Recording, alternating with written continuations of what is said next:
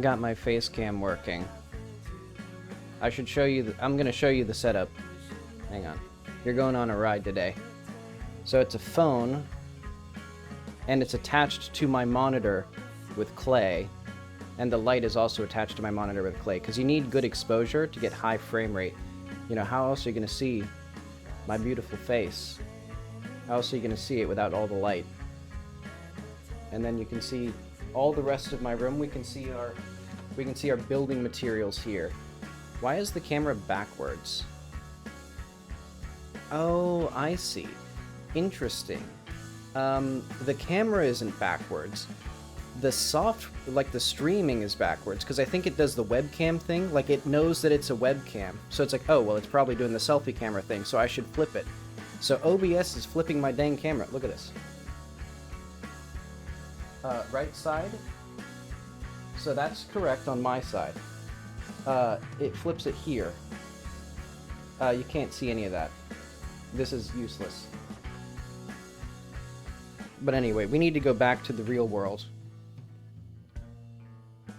Hang on, where am I? Oh yeah, I'm right here. Incredible. Beautiful. So now we can have live reaction shots of me in the game. Turn that off, though. I hate having the camera on. It makes me nervous. Plus, the lights are like stage lights, which makes it more nervous. Oh yeah. Hi, welcome back. I was so excited I didn't even read chat.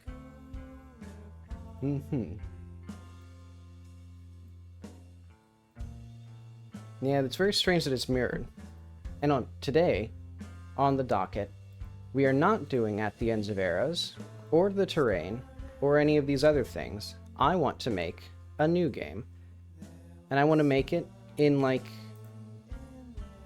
a week. No, it's probably going to be over the course of several weeks. It'll be over the course of, like, 15 streams or something, I'm imagining. But okay, jams. So this is the D drive, that makes sense. So we need 33 camera. Because a long time ago, I talked about making a game where it's sort of an adventure game, except instead of getting items, you take photos. Also, drink incoming. Delicious.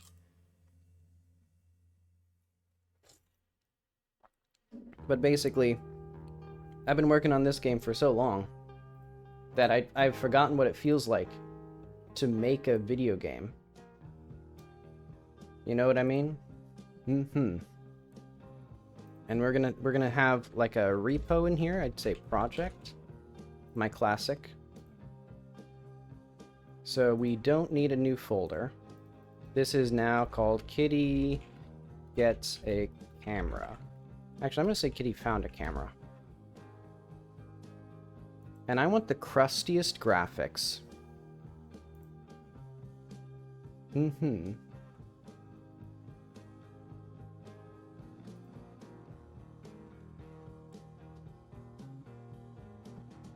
Yeah, because I want to do... So, the layout of this game... What do I have open on Sublime Text? Let's see... I guess I'll take this stuff. Let's save this into, like, random notes 3. I have so many notes on my desktop that I just, like, haven't sorted through. But okay. We need a new folder. Yeah, that was Kitty as well. So this will be in the same cinematic universe as Kitty Gets a Burger, which I also need to eventually revisit and, like, make. And please don't cheat at Kitty Cart. And presumably I've made others, but I've forgotten them. But she's like Mario, but bad, basically. But okay. So I think what we need is to start with... I'm envisioning sort of a Doom-style game where you walk around. It'll be third person, but effectively first person. The character's just going to be like a sprite on the screen. And our main technology now will be getting the camera working. So let's do character. Actually, I kind of want to try making the character feel good to control. I think that'll be one of my goals with this. So let's do a shape.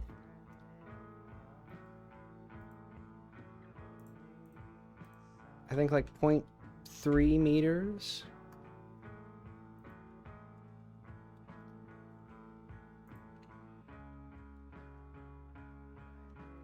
There's shape. And this will also be 0.3 meters. Why is this like in a different... Oh, I see. Okay, let's add a mesh to this.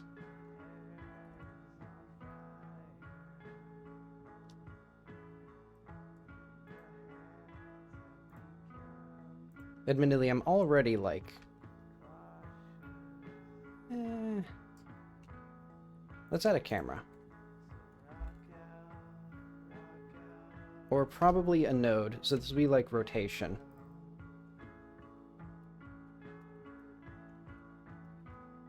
And then the camera.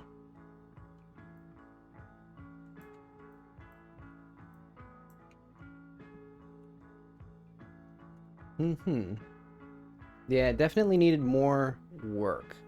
Though that was... Yeah, I'm definitely going to come back to that at some point.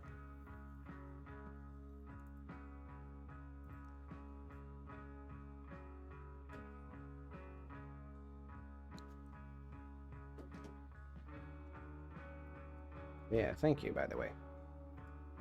And also, let's move this... Yeah, that's about right. This will be tests. Alright, let's see what happens right now. Oh, nothing, because there's no world environment, and there's no lighting, and there's no gravity.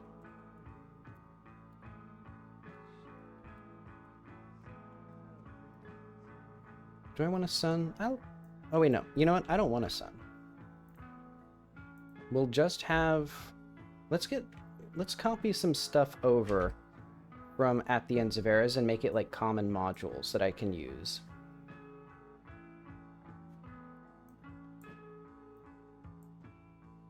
So yeah, because I want to... Let's do tech and tools, and then I'm going to have like... what should this be called?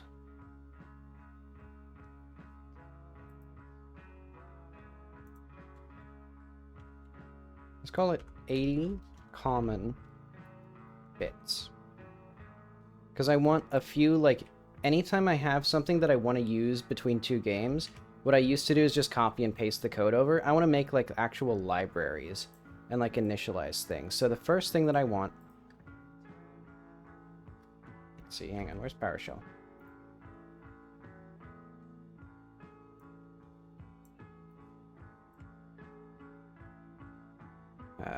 This is D 1480.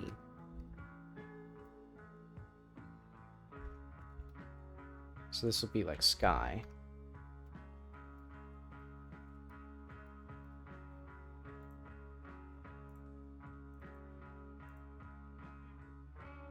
Jack for project, material, skybox. Oh, sky right here.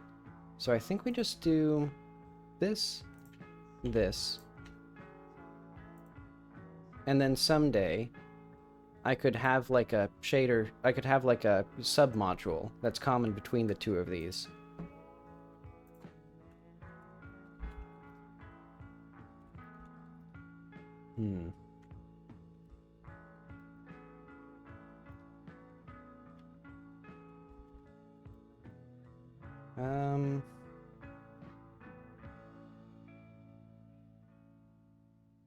What should this be?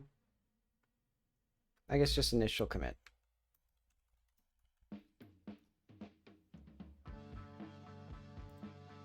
Okay, now how do I, like, remote add a thing here?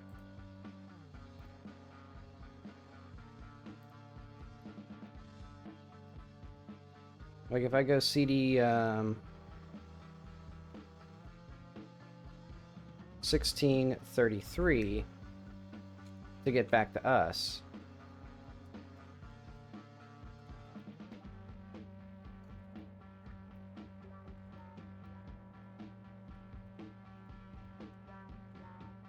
And then submodule add D 1480. What was it called? Sky? Oh wait, we should probably go to make their material.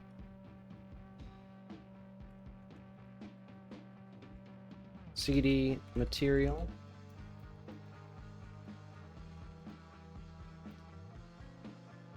Okay.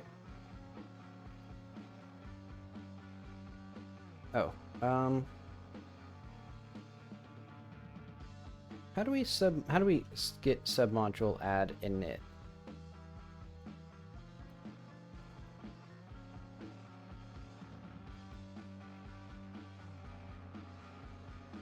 Hang on, I need to understand how this works.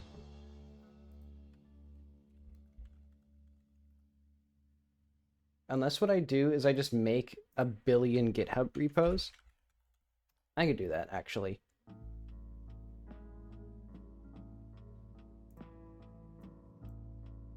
Yeah, let's just do that. Sky shaders. Sky shaders in Godot. Should I? I'll just do private for now. Well, simple sky shaders in Godot.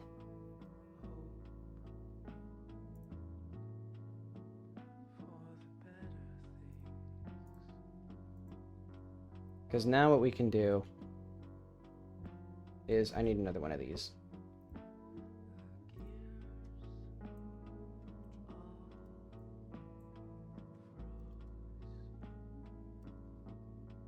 What was it, 14?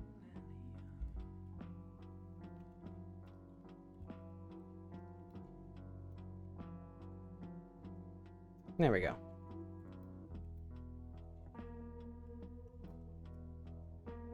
What branch are we even on?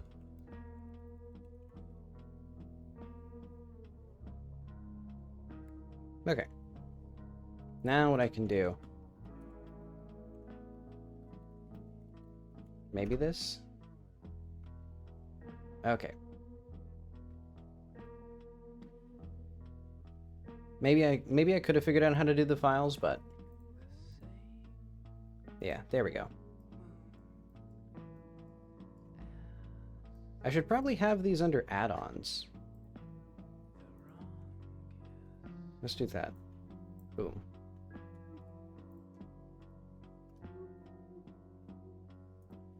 And now what I can have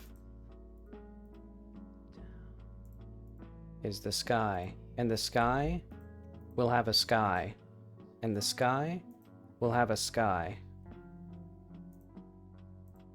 And that sky will have a material. Boom.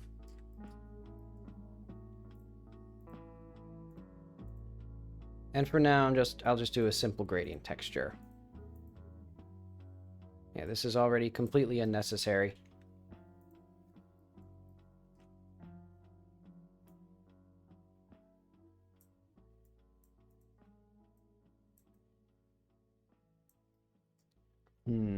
Actually.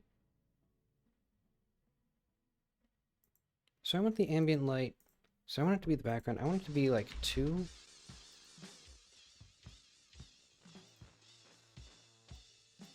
What do I want it to be? Yeah.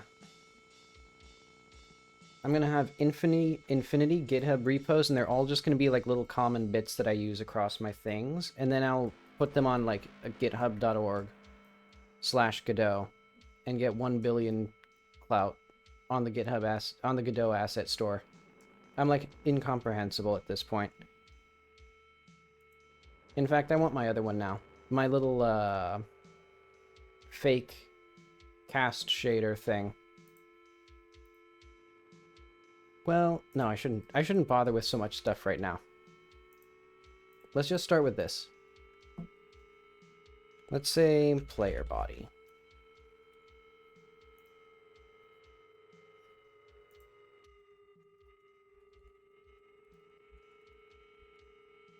Okay.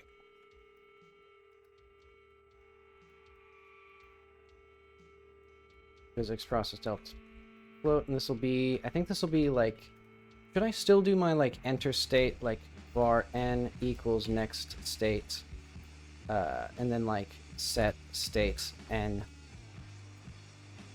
and then like move. So it'd be like,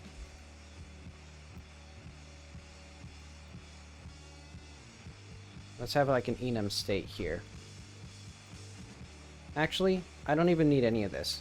This game's going to be a lot simpler.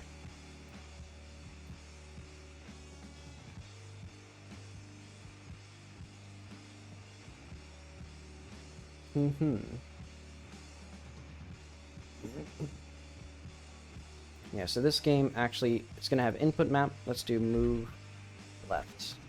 Oh. Not there. Here. Move right. Move forward. Move back. Ham left. Ham right. Ham up. Ham down. Okay. Oh, wait, right. Oh, whoops. Forward. Back. Cam left and all these will be reserved for the right stick. Oh, wait. Right. Forward. Back. Oh, wait. Not these. Now the right stick. Left. Right. Up. Down.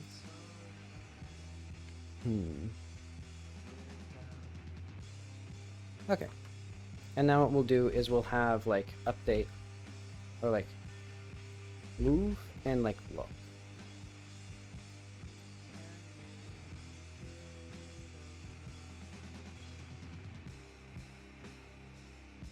Actually, we should have delta still.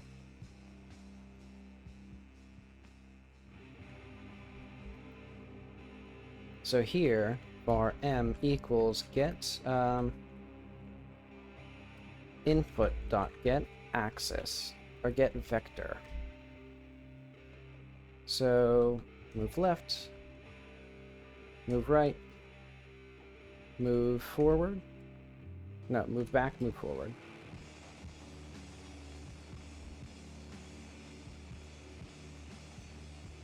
There we go. And then bar, so velocity, no, just move and slide.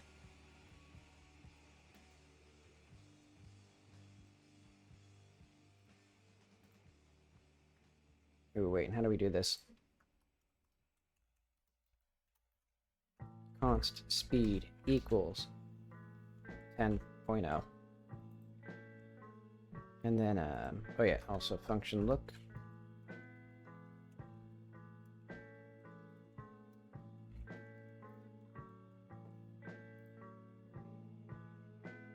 Oh, we don't even need the delta here.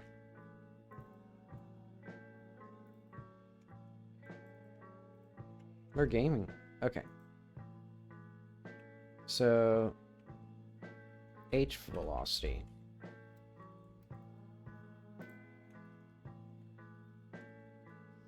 We're gonna need the camera's direction.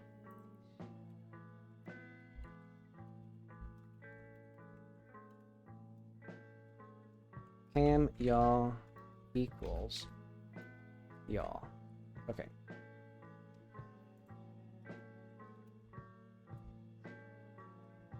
global transform, or oh, we can just get the global basis dot z.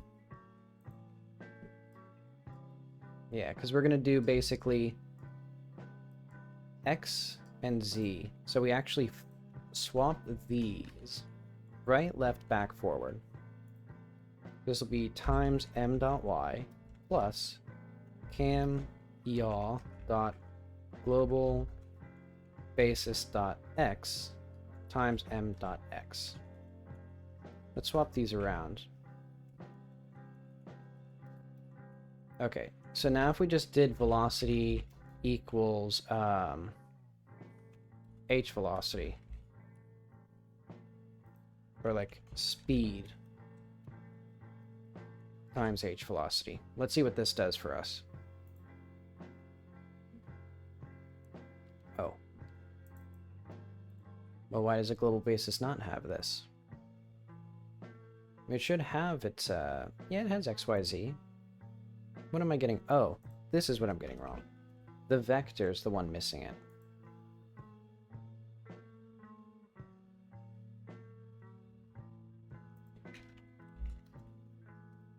Okay. So now we should have the ability to move forward and back and left and right. I somehow swapped all of them, which is interesting.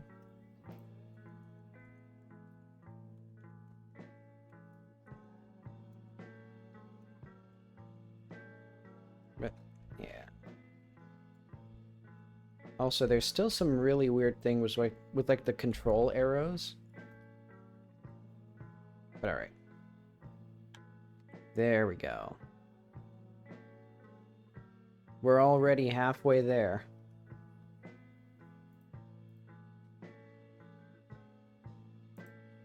Alright, now we'll have like const cell equals like 60.0. And this will basically be our target velocity equals 3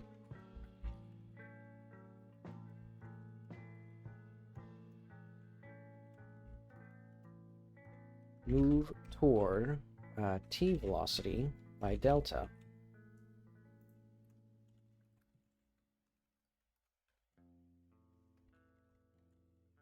Let's see. Yeah, no worries. So, oh, now we need delta.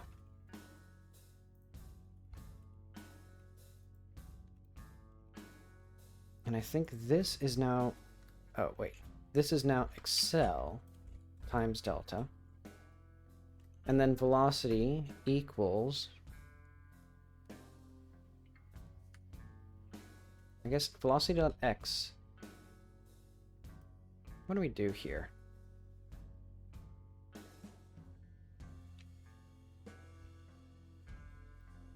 I think it's just going to be velocity.y plus t. So minus gravity times delta, and then velocity equals h velocity dot x, y velocity, h velocity dot z. Okay. So now there should be gravity.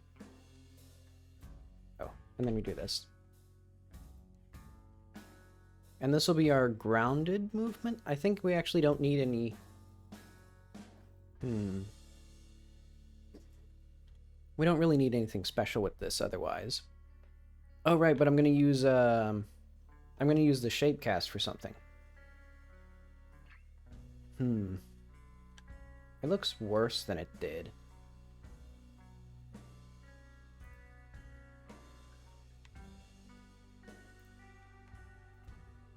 Okay, new thing I want my live debug from we're gonna need to do some stuff here. So project tools live debug should be in here somewhere.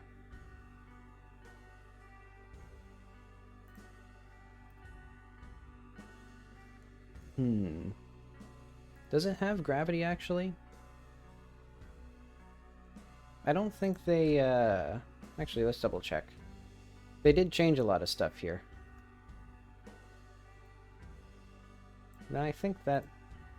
Yeah, I think what I'm going to try is I'm going to get my live debug so that way I can see what the velocity is. Because I think you are right that there's something wrong with how I'm doing the gravity. But I don't want to bother thinking. I just want to make the tools... Or I want to use the tools that I already have. I think it's UI... Where is live debug, actually? Project UI debug. Well, that makes sense. I don't know why I didn't see it.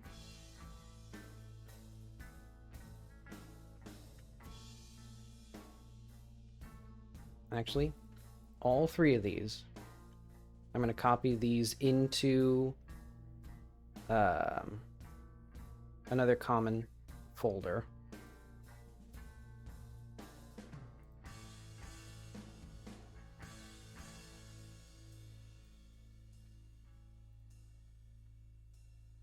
New PowerShell window. This one's blue, so you know it's good.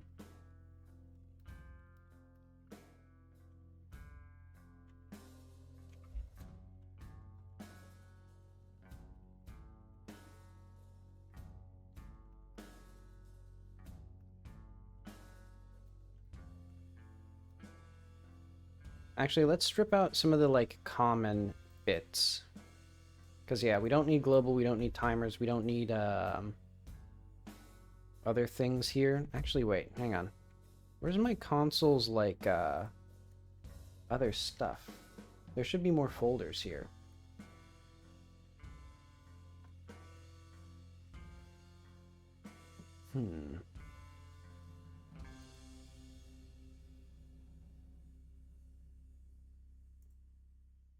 Go back to here.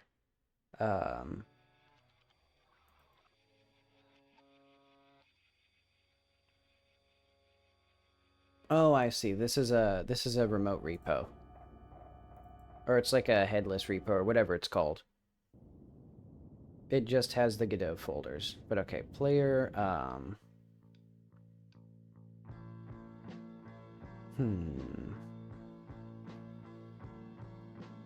trying to think with my huge brain here. It'd surely be in UI. Where is the debug console?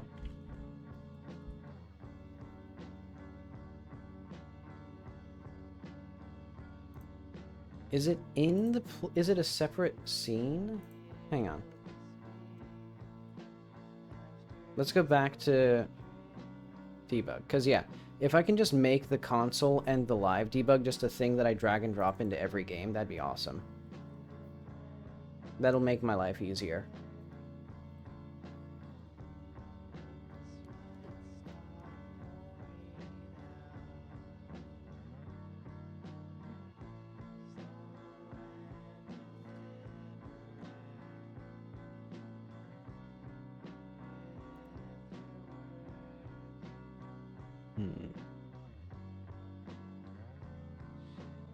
It's not, it doesn't like this very much. I don't know why it's struggling. Okay. Console. So I think the console is just a script. Yeah. So that means we need to go to the player. Wow, it's like crumbling on the weight of this game. I think switching from one game to another has like not done it well. I mean, I don't see any particularly struggling things, except for the obvious one of the video encoding. I mean, now it's back to life. Okay. All it needed to do was switch to this scene. But okay, anything here that has a signal that needs to be done? I think this just goes to, yeah, that just goes to that. And honestly, let's disconnect this. And then we'll have it in here. So, like, line edit dot, what was that? Text submitted? Connect? Oh, it was on text entered.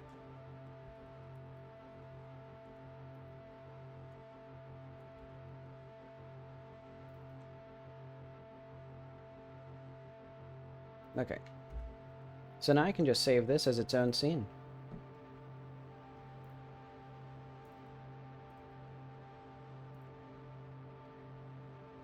Oh wait, so that mess, its position's fine. Probably. So here it should be visible by default. Alright, now we can come into here. I deleted all of them. Or like closed my folders even though I shouldn't have. Oh well. That's a good idea. Yeah, it does seem like things inexplicably like use less resources when you like look at them in the task manager, but that might just be like malware hiding from me. Because I'm pretty sure that actually is what malware does, but oh well. I'll presume I don't have malware because I haven't been held ransom yet.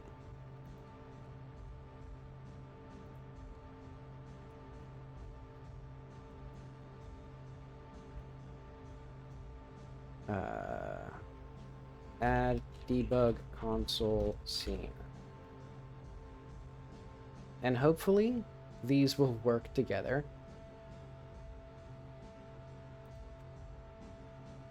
I might have to do more like chopping up bits.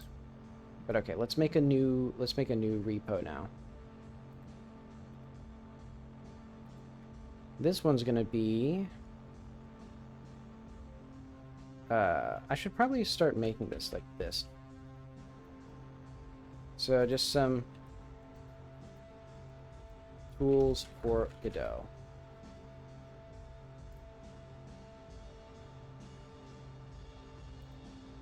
Okay. Git remote add. Origin. Push u origin master.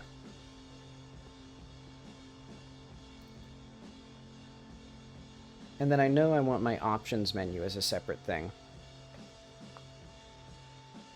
And my dialog editor. And that's going to be the biggest, most complicated one here. But until then, let's do a little bit of actual, like, game stuff. So this should be cam left, cam right, cam up, cam down, and then for consistency, single quotes only. Thank you, Godot.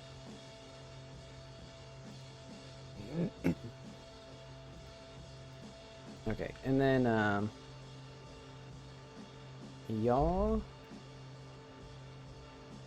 rotate, no, cam yaw, rotate, up, m.x, and, let's get the camera itself in here.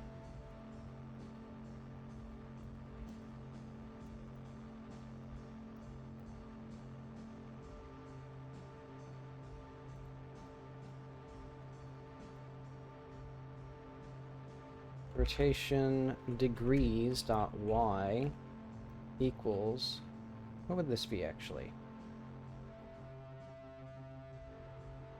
Endless stream of fake folders that lead to actual folders.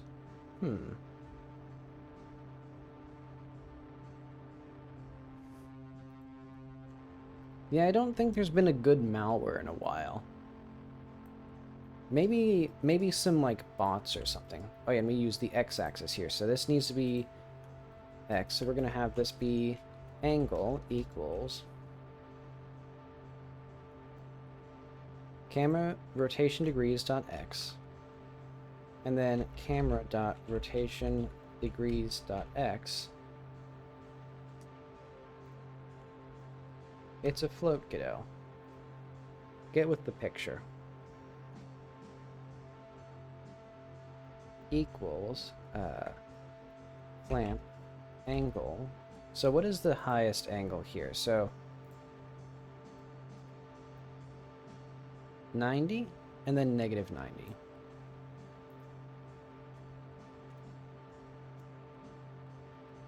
And this will be like plus m times delta or something like that, or like look speed.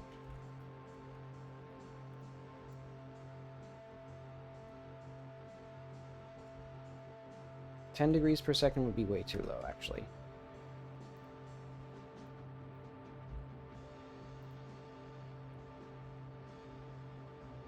And we should probably have this be look speed times delta times m dot x.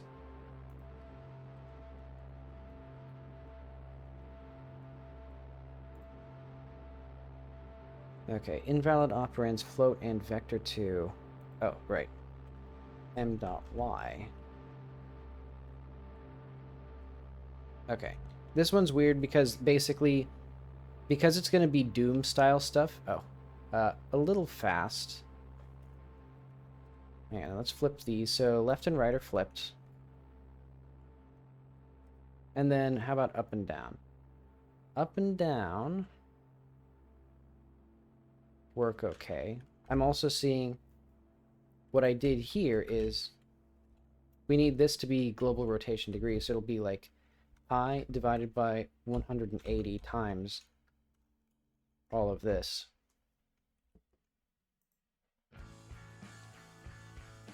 And did I say up and down need to be swapped? I think I did.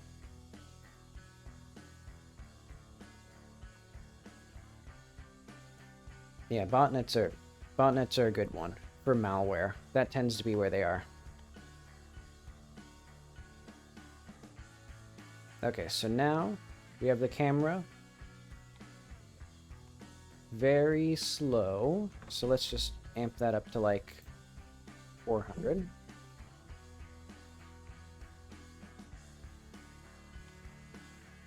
What am I missing here?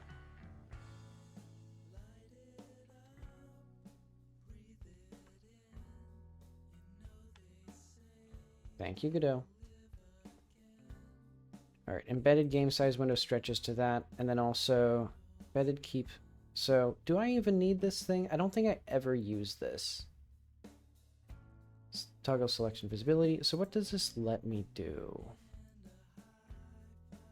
I think I'm gonna keep this not here. Because I'm too small brained for it. Oh yeah, I forgot. I was gonna also add my live debug in here.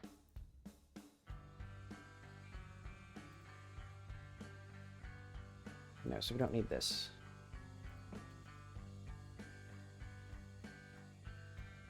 Git add. No, not that. This. Git submodule. Add that.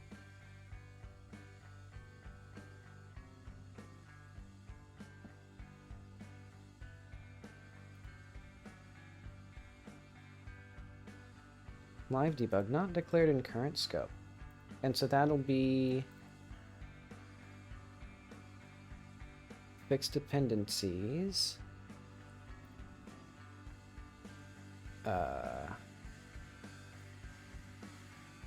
Oh, I see.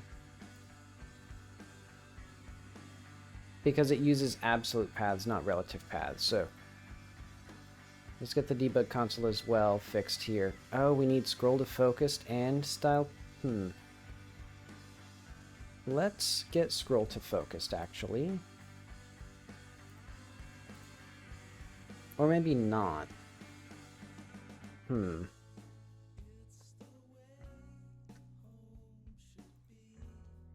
what would this be under? It'd be under, like, components, scroll to focused.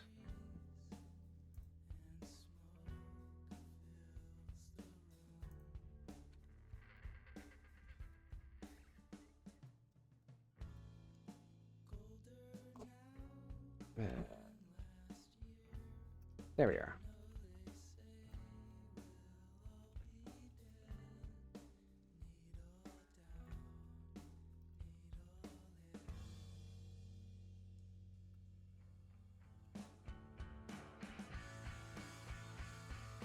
I guess we just push here.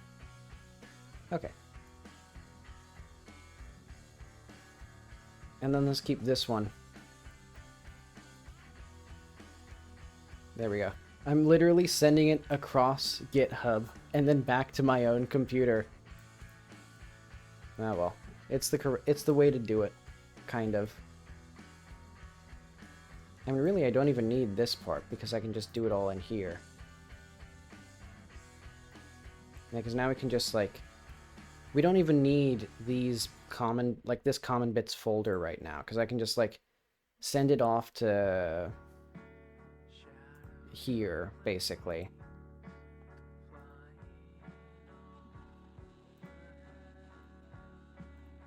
Now I'll figure it out soon.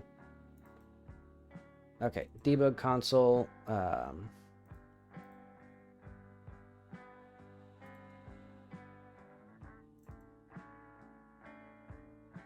So we don't need that one.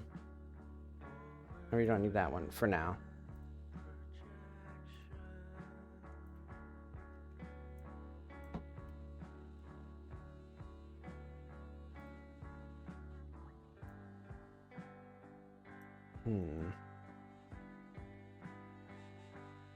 Let's have like a function.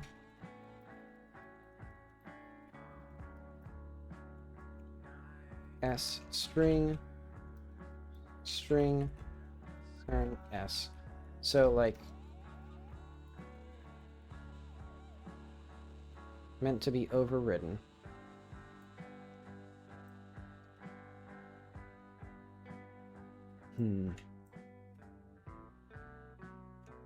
So replaced equals new text. There we go.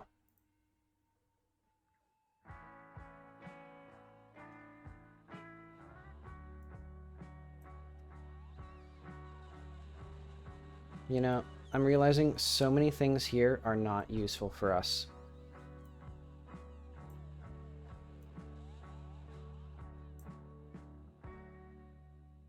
Oh well.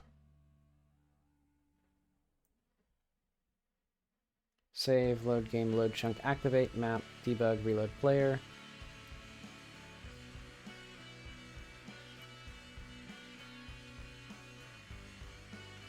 Yeah. Is our paths used anywhere? No.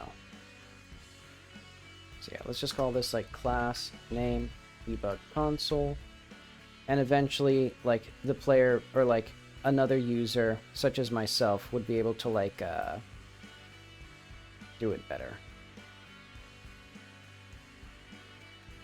All right, ignore that for now.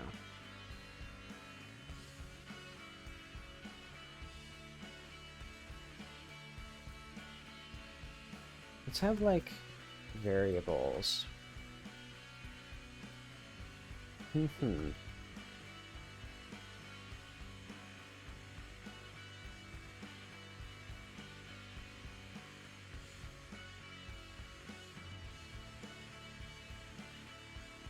And then overridden to add parse time variables. Okay.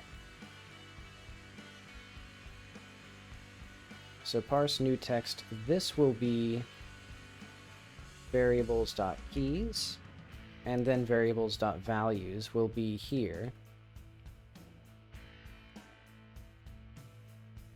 So hopefully these are in the same order.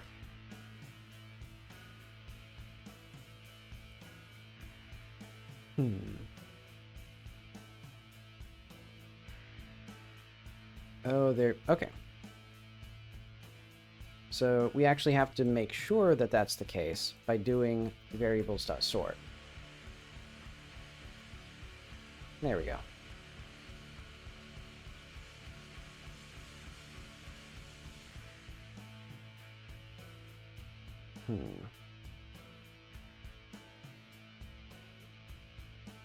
And so our scroll is not going to have scroll to end. Well,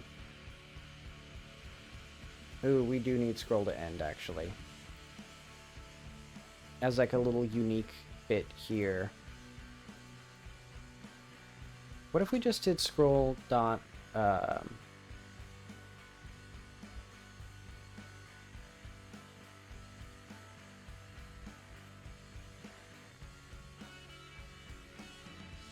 Hang on, how do I do scroll to end?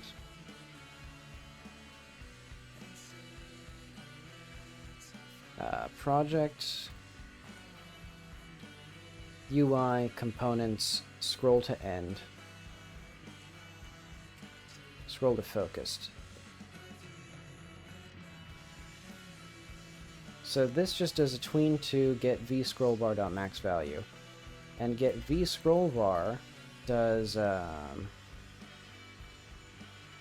is it just a thing that we have? Okay. So now what it should do is that should still work. And the reason I'm doing all of this is so that I can do like an auto load.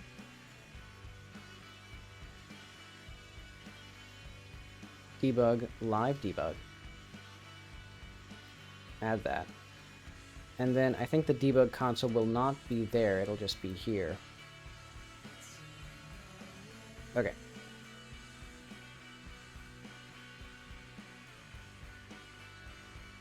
Oh, right. We do all sorts of crazy stuff with,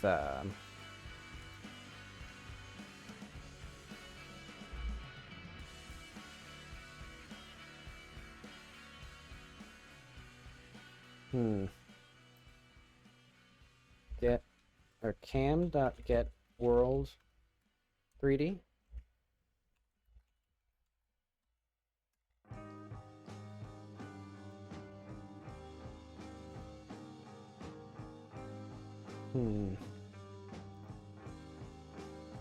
Dot direct space state. And then we do tree dot paused equals pause. And we will ignore this. So yeah, admittedly now, there's not actually enough common behavior for this to be usable in both games right now.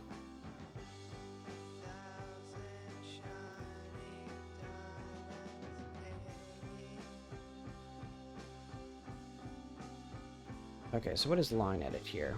Ah, I see. And for some reason, that's not here.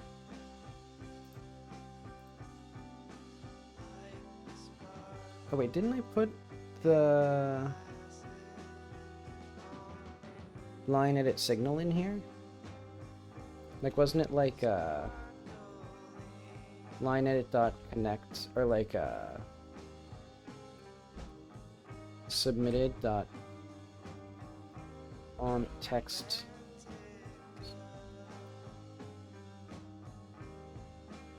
Did I like forget to put that in here? But okay.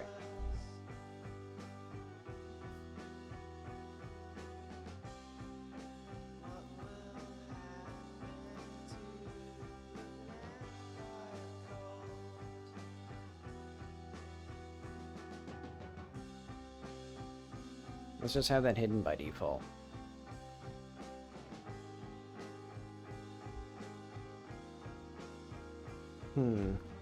What are all of these mysterious errors?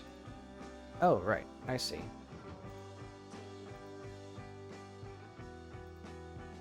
Toggle live debug.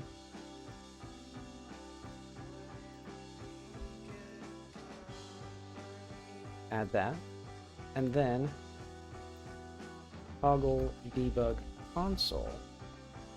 And actually, I just realized I can just have these as like the same thing.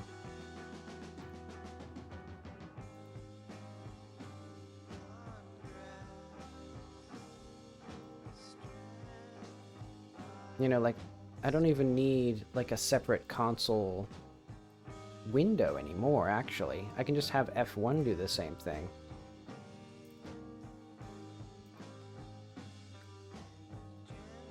You know, like, we have this here, and then we're gonna have, let's have a V-box container with our little buttons.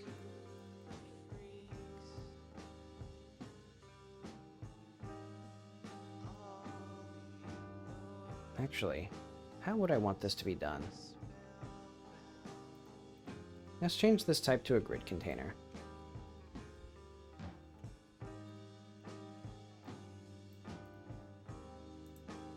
Two rows. Don't need this, we'll just have pause, and then we'll have frame rate.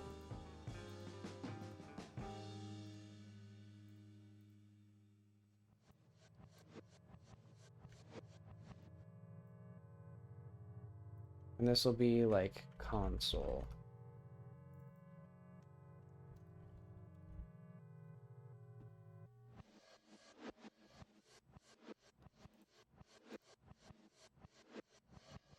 And then what I'll have in here is the debug console as a child of, actually, not a child of this.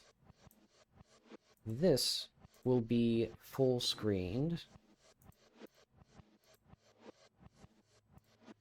behind the panel container.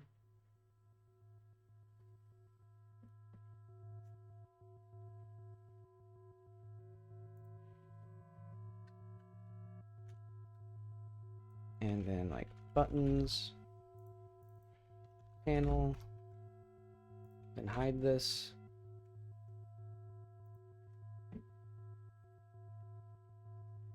And then where do we connect these signals? Pause button that toggled. So now all of these panel, buttons, that, and then panel, buttons, frame rate. Actually, this is a grid.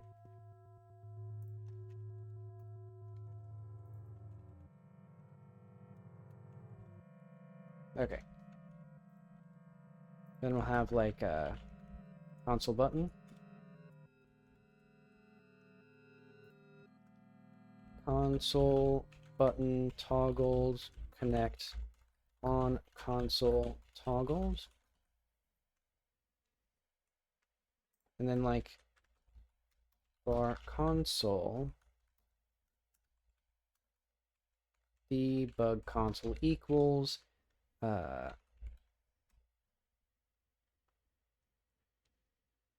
actually, I'd really like the console maybe to even be visible completely, like at all times. And then we don't have this do, well, we can have this do its thing.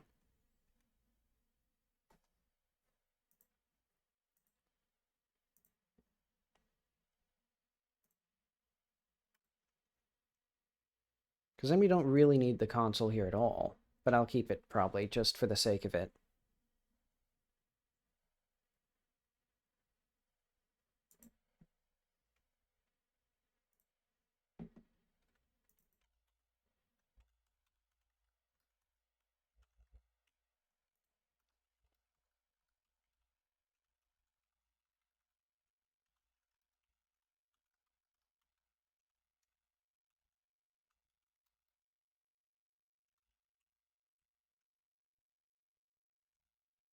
Okay.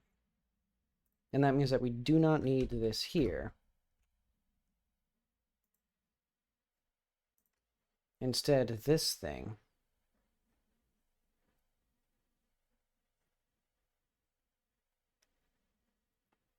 will be here. So we set active false. So that should...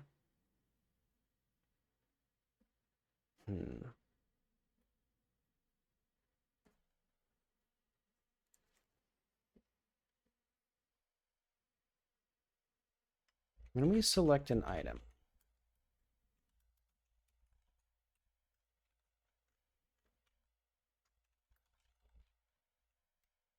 that'll be fine.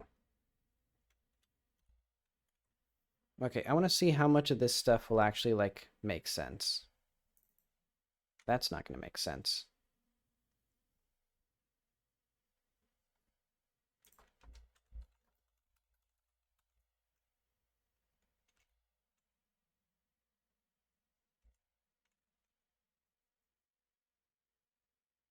Okay, now if I press F1, we can click this. So we can still middle mouse click. Okay, so now we have the thing that does what I want, for the most part. But Now it controls it via this. Okay. Now we can still do stuff here.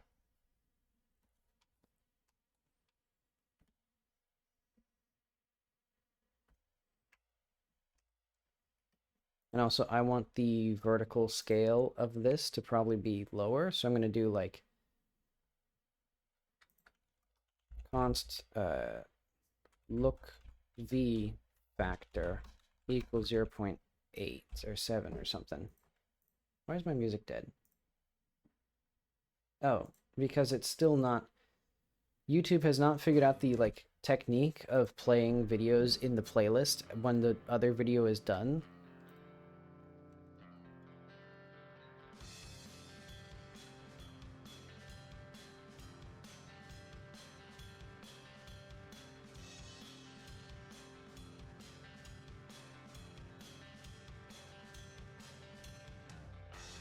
Okay, but now what I actually want is function show debug box. So it'll be box dot property self velocity.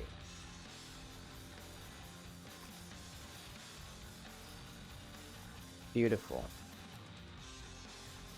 Well, not beautiful. Well, actually, this does show the error, which is the velocity is only going up to 1 because I forgot to put the speed somewhere. Our target velocity.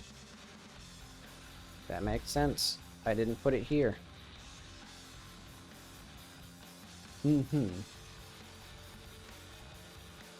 Yeah, I think the main reason they wouldn't want to do the velocity, or the, a client API is just because then, how would they play ads?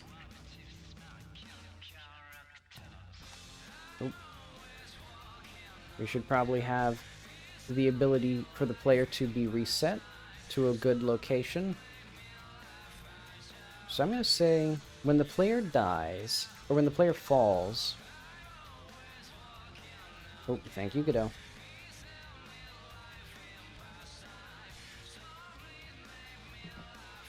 So when the player falls off a thing... Actually, I don't care yet. I should stop fiddling with things that aren't the thing that I need to be fiddling with.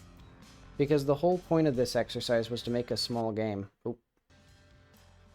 Not to make a bunch of common libraries, which is cool, but not what we need. But alright.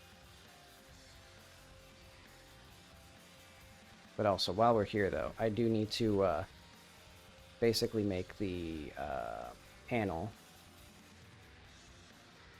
have a specific box.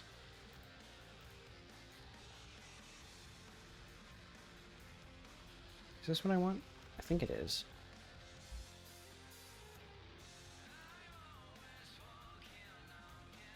But okay, let's ignore all of the bugs with this for now.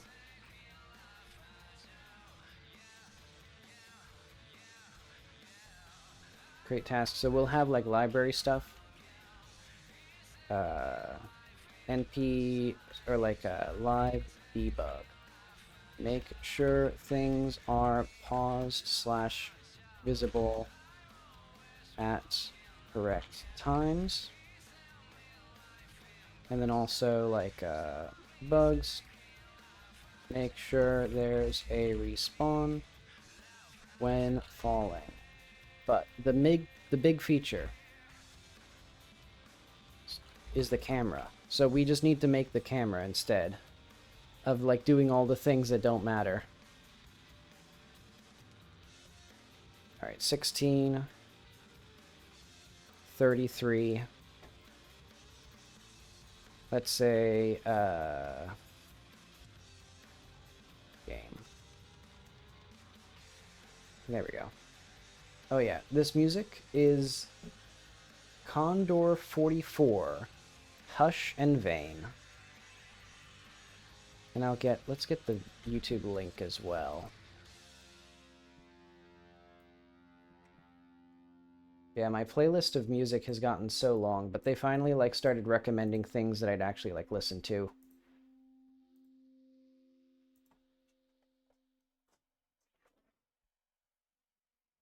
But all right, so the main thing that we actually need and that I actually want is a camera. No, no worries. Yeah, eventually I have said a few times that I should make like a now playing thing, and I just haven't done it yet. So this is the price that I pay for not doing that.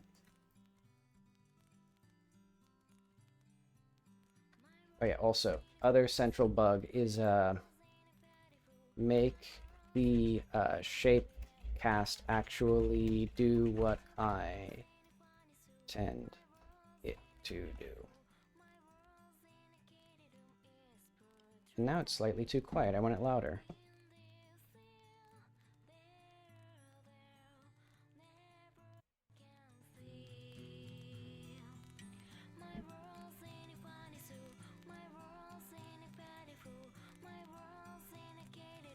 Okay, so how do we take a screenshot in Godot again? That was, I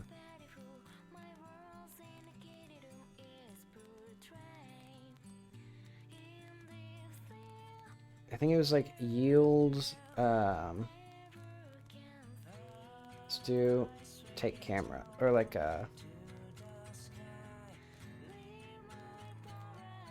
photo. So this will be mouse 1.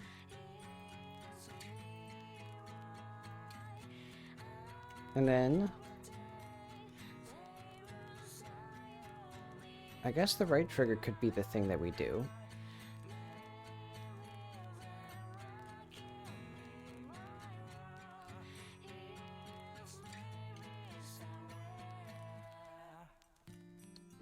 Wait, on Godot 4, you can't use that as a button, so I'm not going to bother. I'm just going to do Y. Okay.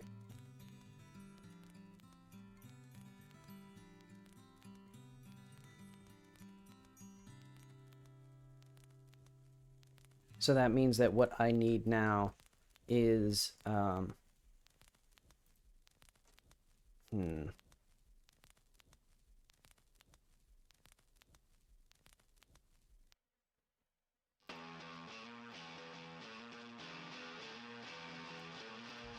when we press it.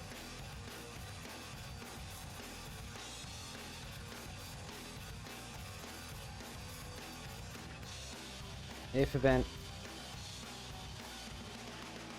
I need to turn it down. Too much for me.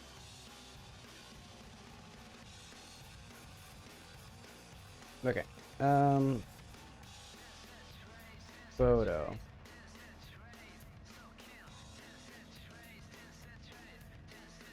Take photo. Okay, function take photo as.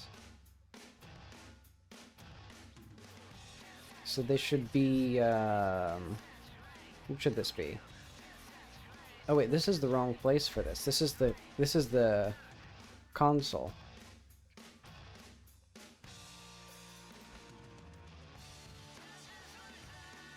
I was playing in like my funny little debug land for so long that I forgot the actual like point of it all.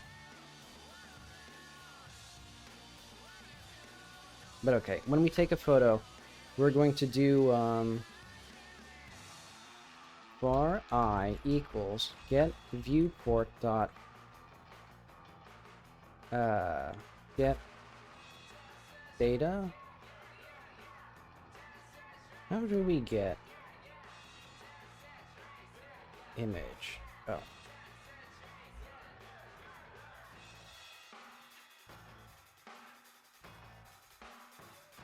Okay, get texture, get image, save PNG. So we can do that.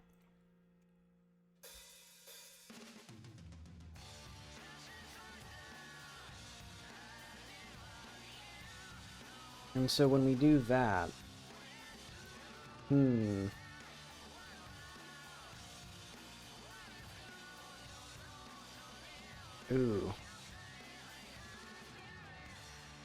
What do I actually want to happen when the player does that? I think we need our first UI.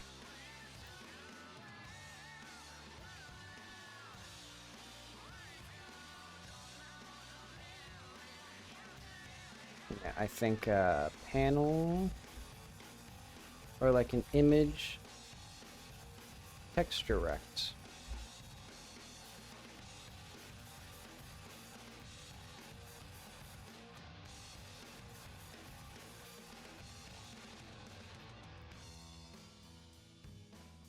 So let's say something like this for now, and it'll just have like a label on top of it.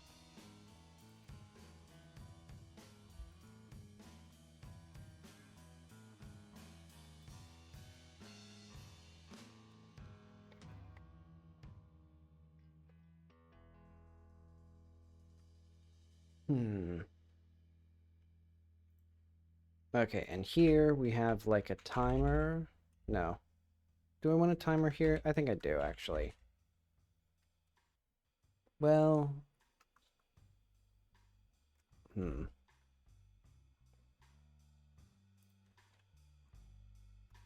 Let's just create this for now. Class, name, game UI, function show image, var. So we'll just do like a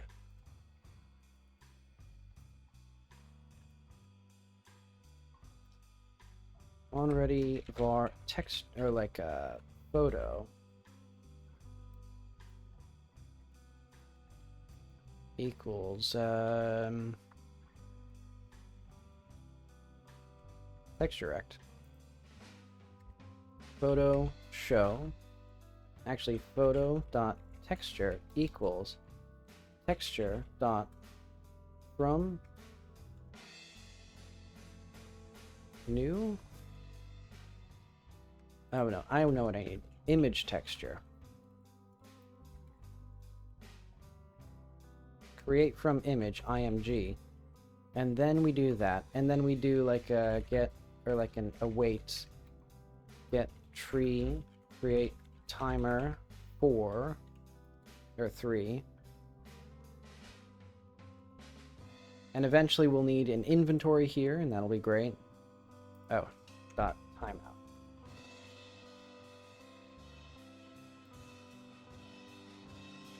Okay, let's see if this works. So it should actually show us the photo that we took. Oh wait, it should also like hide the thing by default.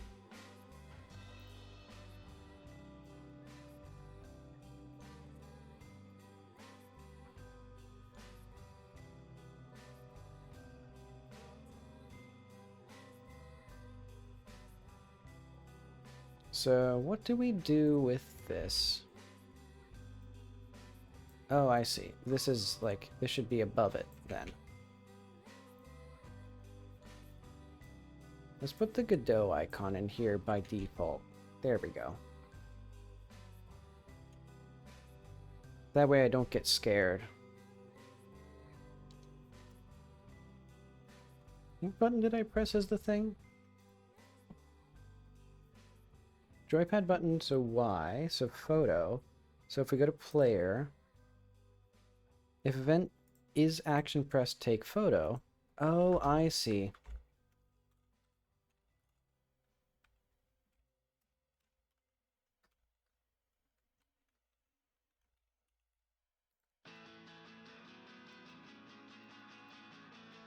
There we go.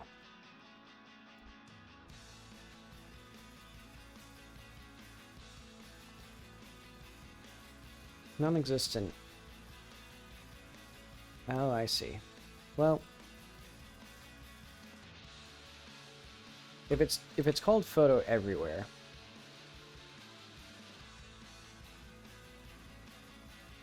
there we go. Boom. And then it showed it. Aha, I see, but we need to have it not so big. Also, how did I like automatically get the mouse hidden? Like the mouse is already captured and I haven't even like captured it. Oh, I know what it is. Mouse mode captured. Okay. I don't want this yet.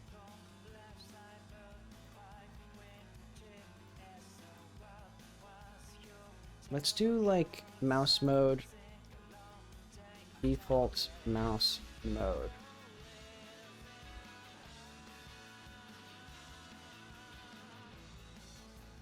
Or no.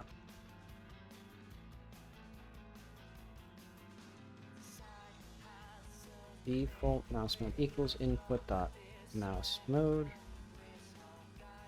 And then input dot mouse mode equals default mouse mode. So elift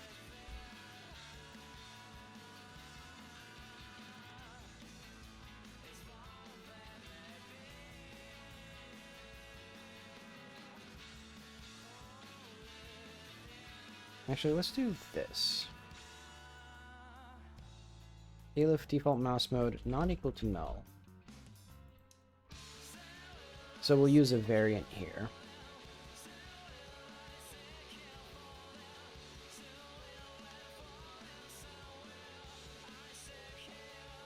Oh yeah, I forgot. The main thing to do now is, well, first thing, I want this to just run full screen. Display window, full screen, and then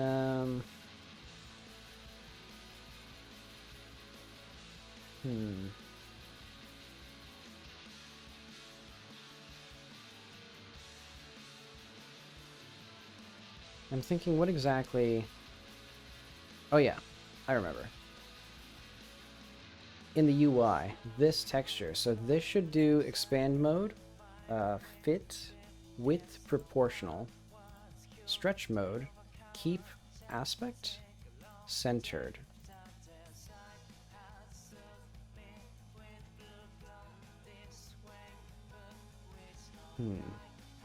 Experimental. Using expand fit width proportional blah may result in unexpected behavior in some container controls.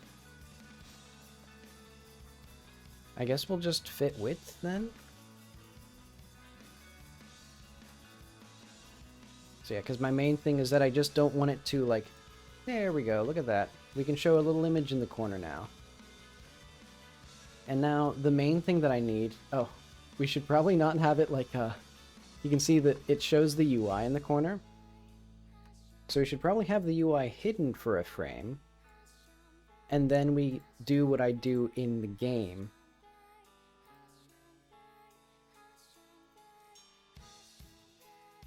So basically, take photo. We're going to do a UI.hide, all deferred, for like,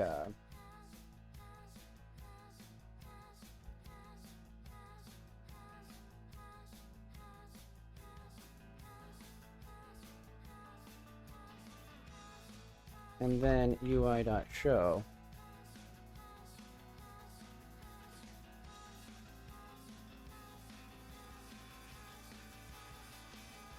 And we might need to yield for a couple frames.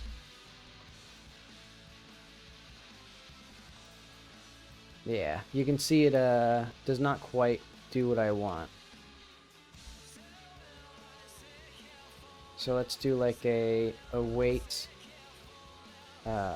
What do we do actually? I think we don't need this. I need to go back to Jack 4.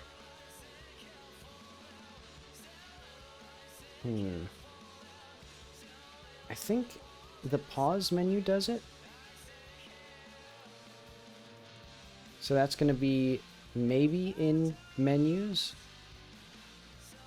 I think it might be this one actually. No, not options submenu.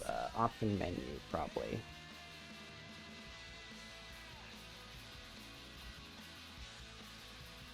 Oh no, I guess it's not actually. Take screenshot. There we are. So we have to wait 2 frames, and then we get this. Yeah, let's do that.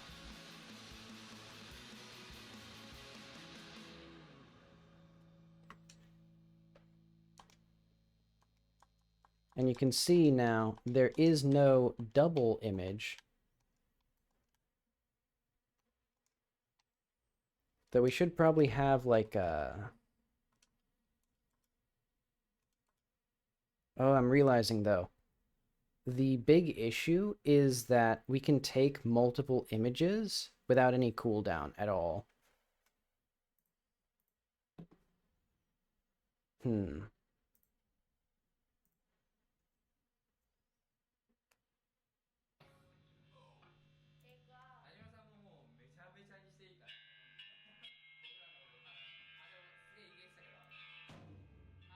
So what I'm going to do first off is get the modulate here.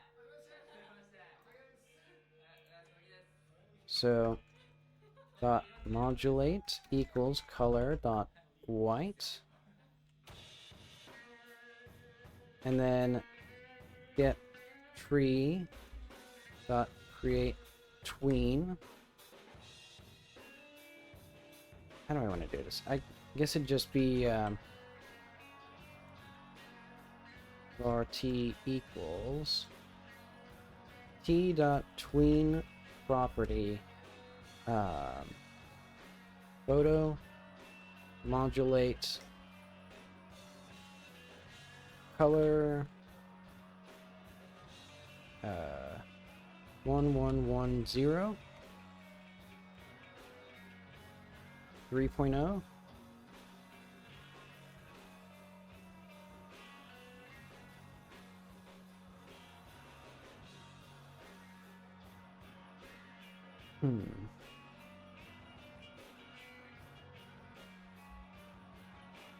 There we go.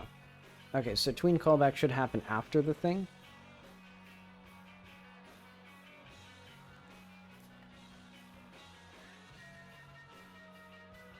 I think that's correct. Like it does this and then it calls this. But okay. Then what we also need is the ability to basically not have this happen. Or like clear this. Oh man. That's why these awaits aren't actually that... They're not that good, honestly.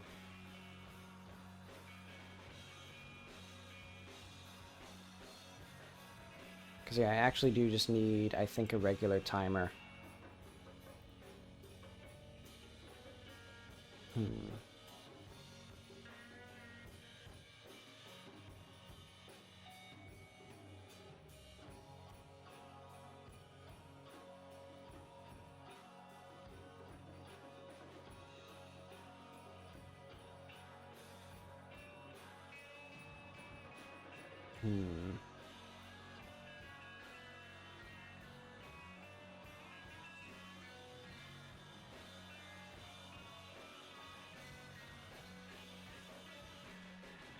Okay, do I need to... I don't care about this actually right now.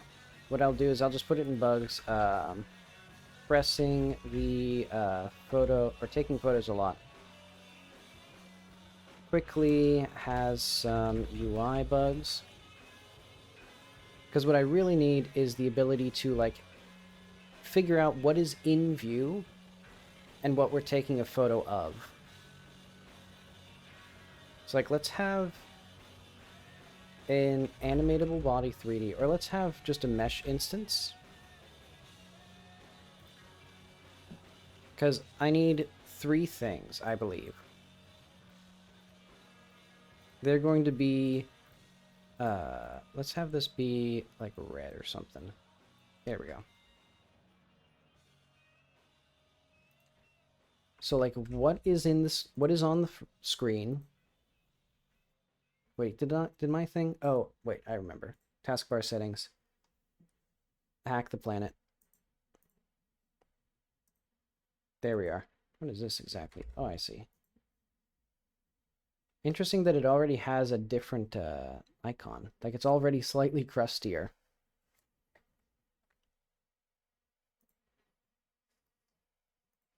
But alright, so the camera. Store images in inventory. Some way of replace... or When exceeding capacity, decide which image to remove.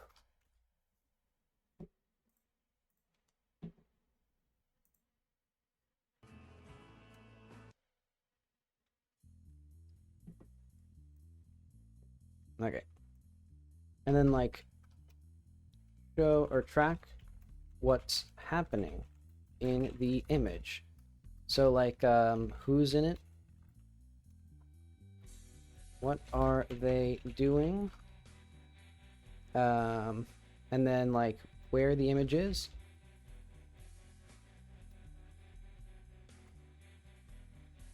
And then also we need the ability to like zoom in, hide the player. I think it should always hide the player, but we could actually just do that by just going up to the player, and instead of like doing UI hide, we do hide here and show here.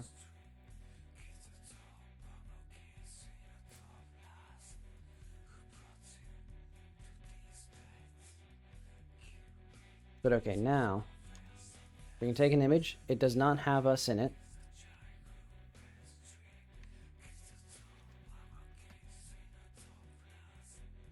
And it lasts for plenty long.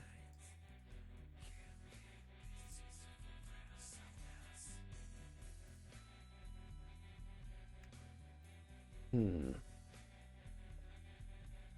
may keep working until there's nothing left to animate. Oh. What I'll do is I'll do like var t equals create tween.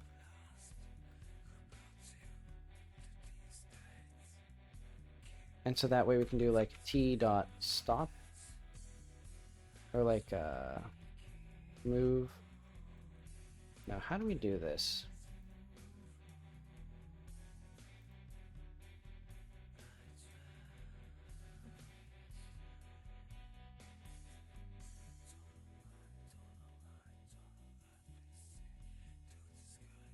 You should avoid using more than one tween per object's property. 2 or more tweens are active, then at least the last one created. That makes sense. So if tween, tween kill. Alright, so it still wants us to just create a new one. So if t dot kill, create tween, and we'll just have like a t tween there.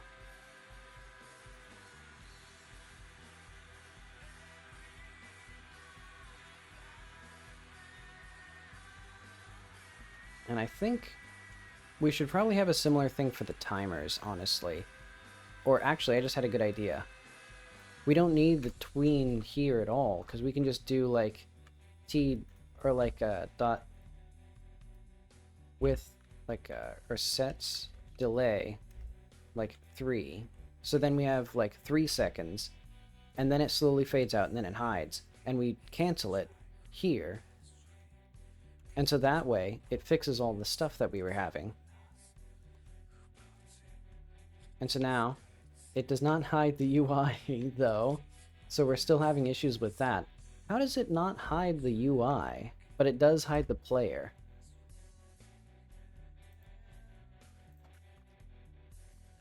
I guess we just gotta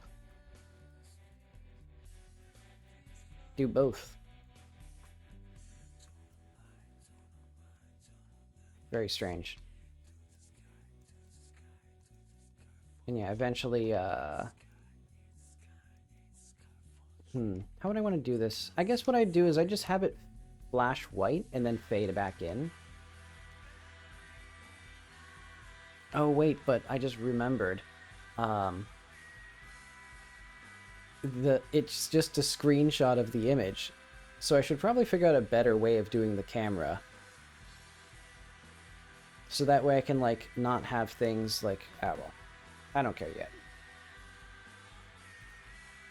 Basically, make it look nicer when taking a photo. So, like, don't just take a screenshot with the UI. Hide stuff. without on screen. So we'd probably just need like separate UI layers, canvas layers, whatever they are. Okay, but let's do the actual important thing, which is to figure out what is on screen at any time and to track the inventory. So let's start with that. So that's going to be, I think, a panel container, a scroll container, a VBox container, another VBox container out here because it's going to have an inventory. So it'll be like label. And this will be like your images.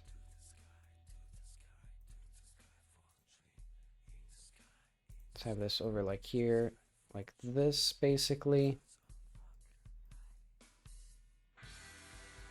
Let's have these as well, like come out this way. There we go.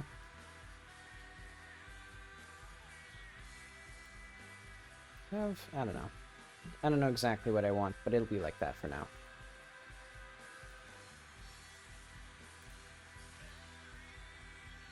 Alright, size flags. How do we do this again? Container sizing. Expand. There we go. And then the VBox container here. This will also expand.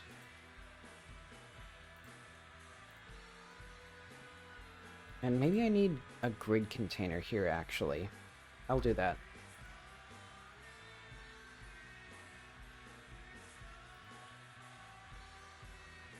Oh wait, no, I don't. I do need a VBox container, because what I'm going to do is I'm going to then have a little thing here. So let's create new folder UI.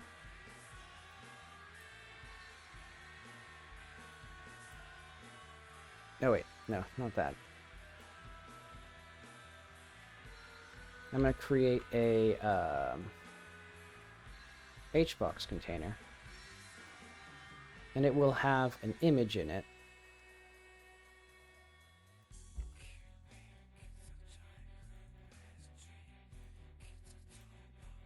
And it'll have a VBox container, which will have a label, like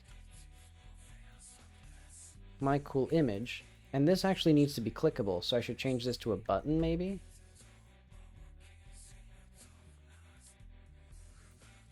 Like, if we have a button, can I put this as a child of the button? No. That's unfortunate. So I need to figure out, can I just put this in here? Okay, I can do that.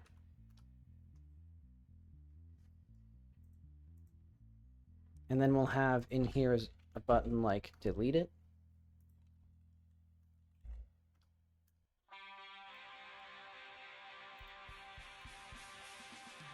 So this is like UI. No, this is inventory. And then we need like a deletion confirmation, I think. Or yeah, I guess that'd be fine. It'll just be a pop-up. Is this in-game? I think this might not be in-game. I just realized.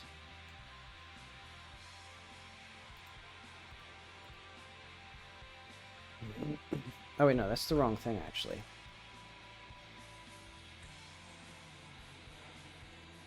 See, so, yeah.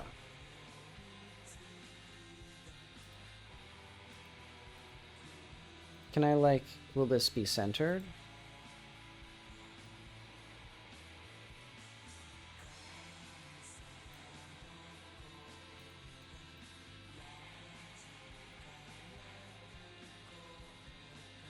So this will be...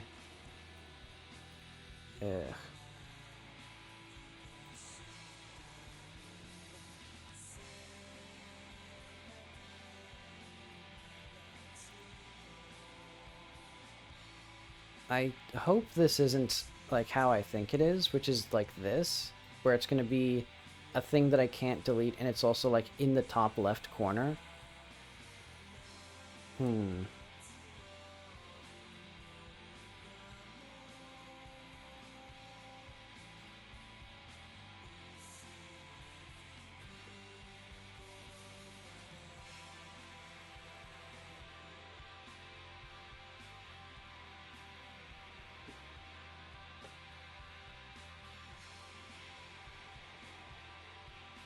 Visible wrap controls, borderless, always on top. Pop-up window. True, window will be considered a pop-up. Pop-ups are sub-windows that don't show as separate windows in the system's window manager's window list. I think this is what I want.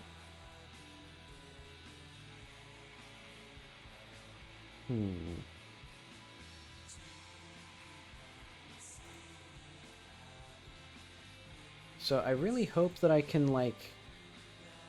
Hang on. Godot. Pop-up. In window. Or like confirmation dialog.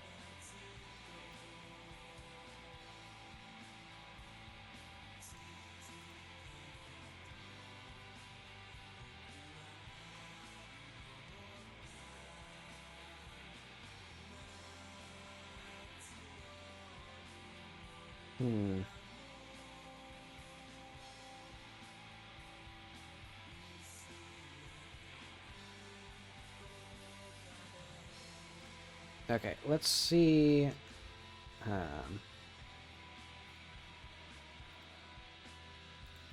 Let's say like delete confirmation.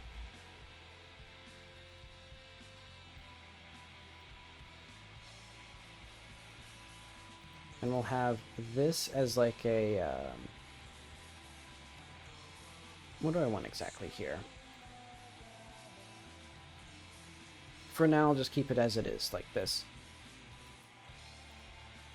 Or like item list.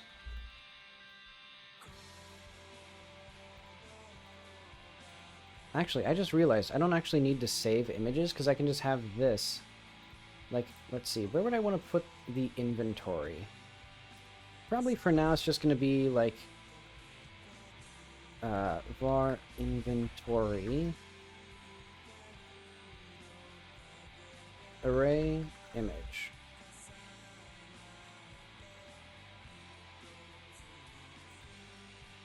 So like inventory dot end.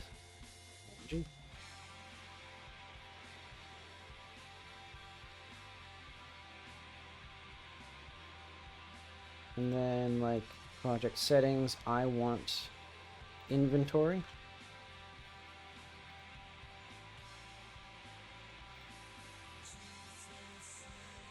This will be like Q or something, and then like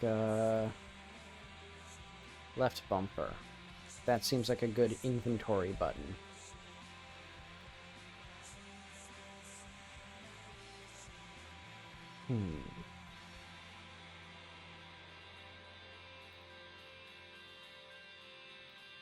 And I guess we do like elif event dot is action pressed inventory UI dot toggle inventory elif events is action pressed. What was the other one that I put in here?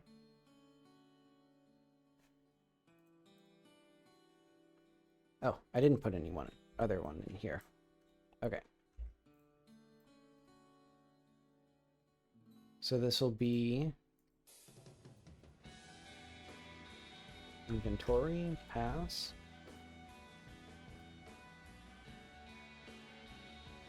Or inventory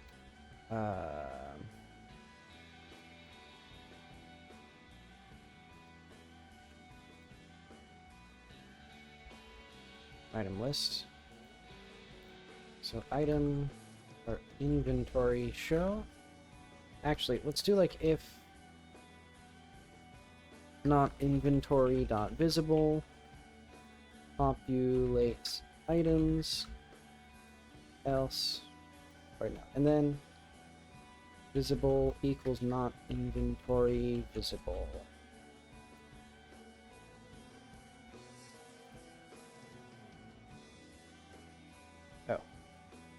There we go. Populate items. So this will be...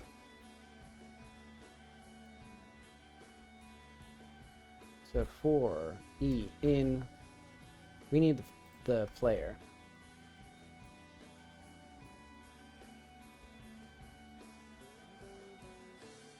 Player inventory pass. And then we also need ready var item template. Or no, this is going to be an export. Item templates.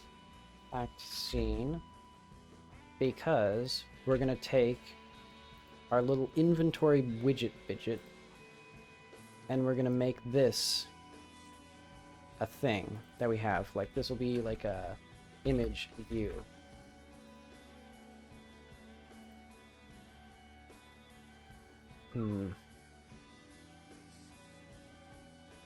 UI.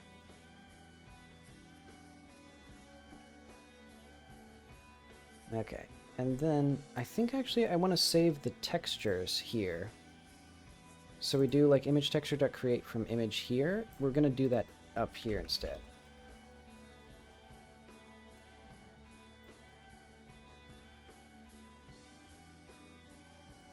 And so that way I can like have the same texture everywhere.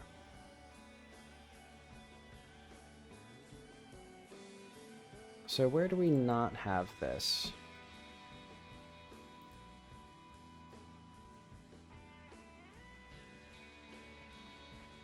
Oh, wait, no. We're going to do create from image here. Because I think what it is the viewport texture.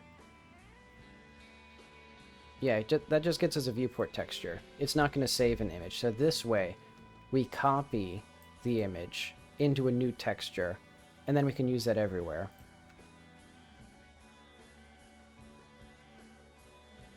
And actually, we need more context for the image. So eventually we'll have like a class here. Folder photo. Actually, let's just do a script. I think it'll just be a resource.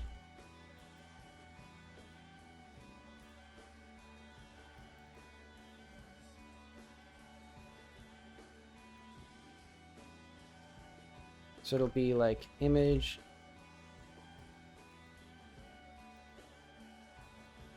texture, and then like export var people,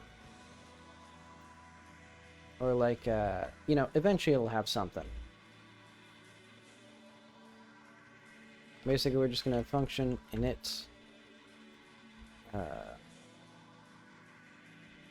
Oh wait, we have to have. Don't we have to have like a...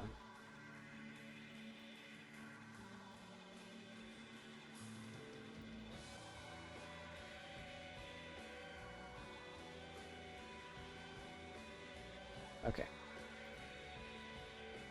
Oh wait, no, we don't even need to save these. At least not yet. That'll be tricky to figure out, though. I think what it'll be is I'll just save like a path to the image, and then we won't even like serialize this at all.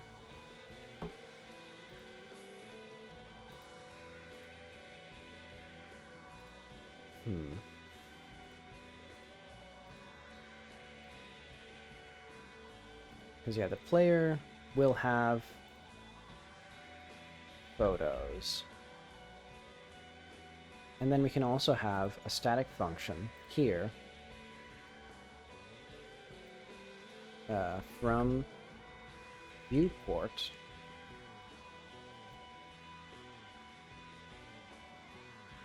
And that'll be like return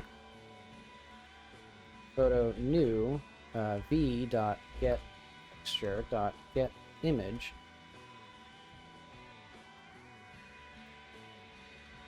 from create from image v. There we go.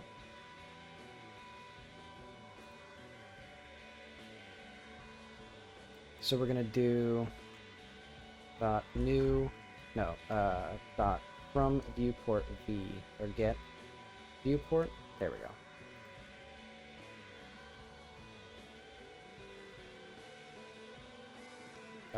And this just returns photo.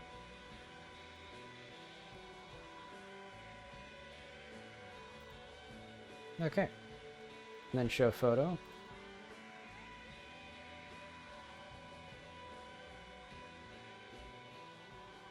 Let's call this, let's call this actually, photo rectangle. And then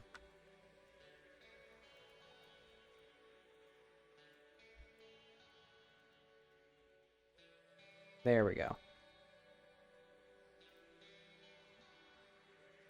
In fact, I feel like I'd rather have this be texture to make it clear. Yeah, there we go. So now, in fact, we don't even need this here, because we can just do, well, maybe I'll need that eventually? I don't know. I'll keep that as it is. Basically, now we can get photos, and then for this in inventory, so this is E, or let's P photo, we're going to do like a var ts equals, what do we need actually?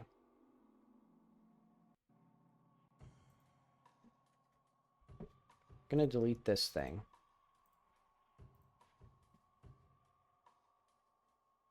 Oh wait, did it save anywhere? Wait. Oh, okay, it did. Good. View, so var view equals image, or templates. What the heck is it called? Item template.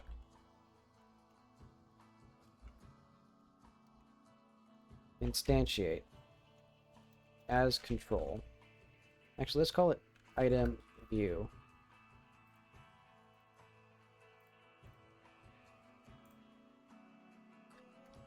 Class name item view, or let's call it like a photo view, or photo button.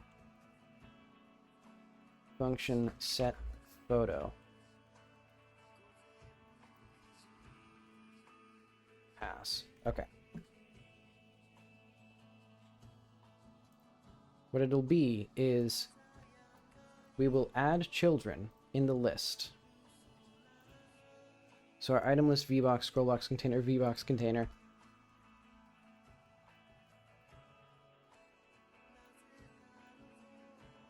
Item list VBox. So yeah, we go deep in there. Item list dot add child view, and also I'm going to do item list dot children.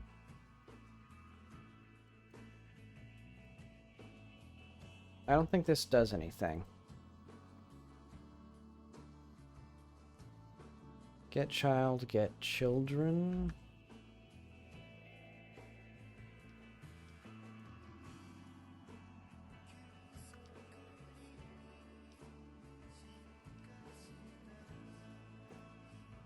Okay, returns a list of all children inside this array.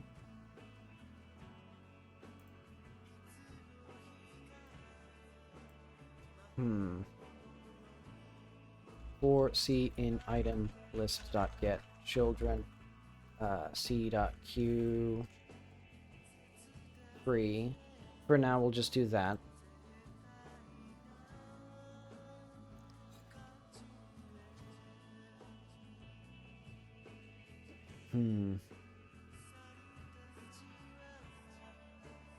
For P, photo and player inventory, var view equals template children instantiate. Item list equals add child view.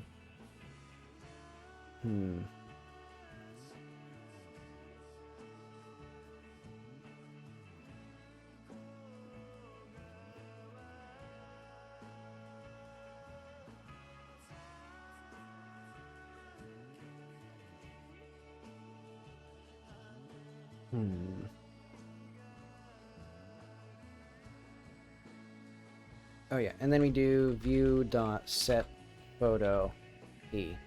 There we go.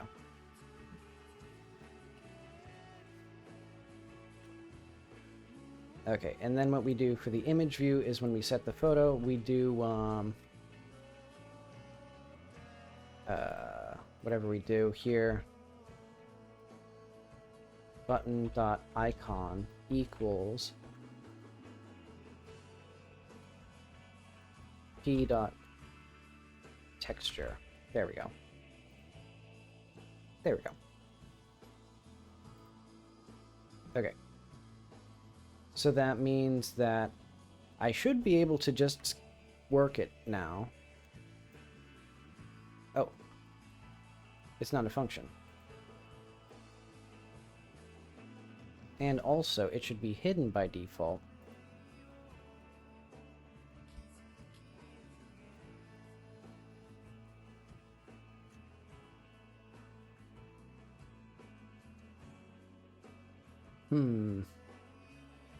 Non-existent function show photo. Because in the UI... Oh, because I'm an idiot. And I recklessly rename things and search and replace text without actually looking at the text I'm replacing. But okay, now we have an image here. But it's a little big. So I think what I'll do is compress it down a little bit. How do we do this? I'm going to say this thing...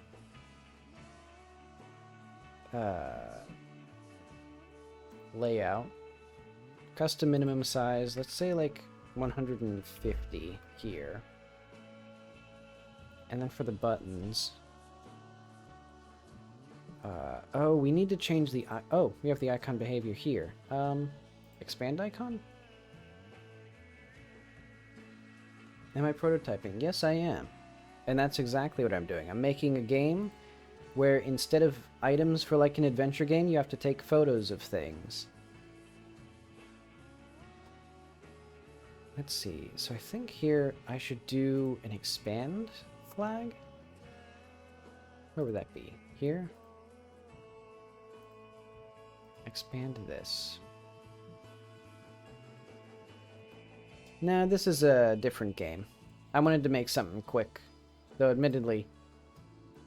Well, at least we're getting the central mechanic. Pretty quick, maybe. I think the big question is, can I put an image inside of a button such that, like, the button does not become gigantic?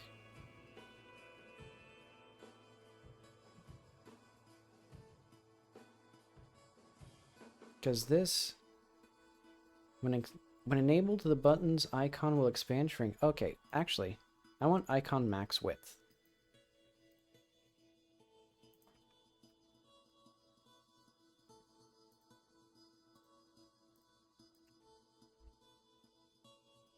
Or let's call this like 256. Or maybe like 300. Because now if we show this again, not quite. Maybe it has to restart. Oh, it actually would, probably. Okay, there we go. Now we got a little image. It's a bit bigger than it actually needs to be now. I'm not sure how I'm going to figure this out. But we got two beautiful images.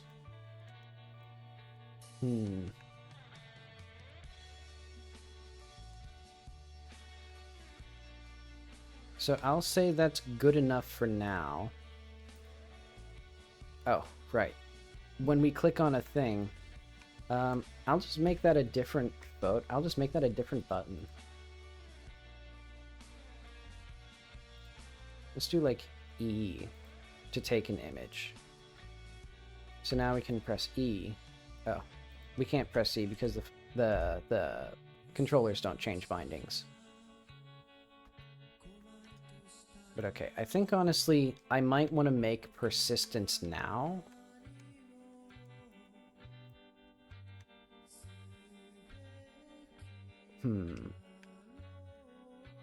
Or like make a way of saving the game right now. rather than waiting for it to happen in the future. I might even use my same system that I have for my stats in the whatever it is in the actual game. Actually, I don't really need to do that. Yeah, I won't do that. Basically, what I'll have instead is add a new script.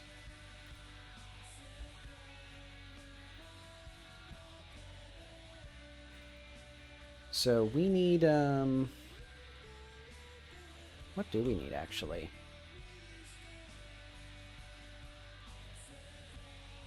I guess just function state, or like var state dictionary. I'm not even going to do anything fancy with this one. And then maybe var images dictionary, or like array string.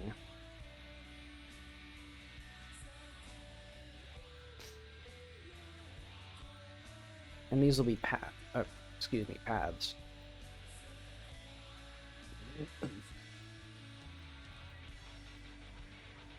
And so like function save, and then like path string. So we'll do like a, oh, we actually need a directory here. Var d equal, so like if not directory dot file access dot exists.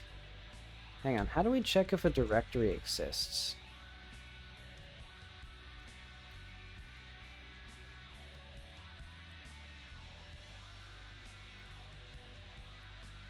Returns whether the target directory exists. The argument can be relative to the current directory or an absolute path. Is this... Did they make it so that you have to do... Ah, well, I'll check this. If not, access.directory exists absolute? Oh, I see. That makes sense, actually.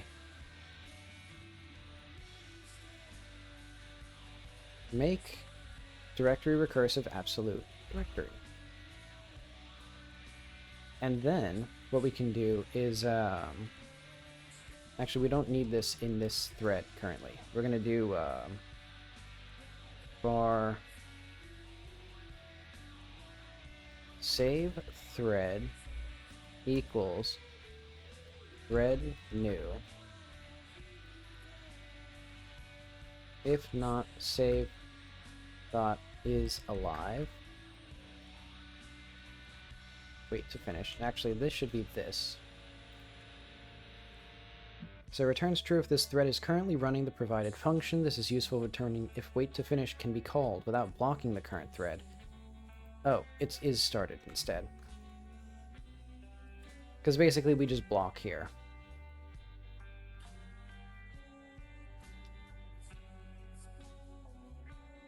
And then what does this do?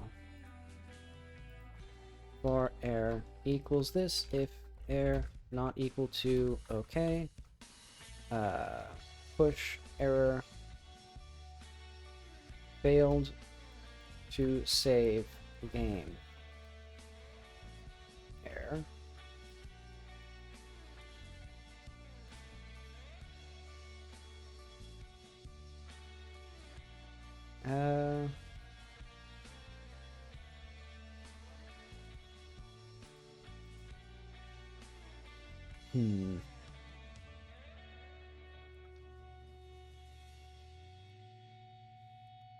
Alright, so I think the things to do are emit, signal.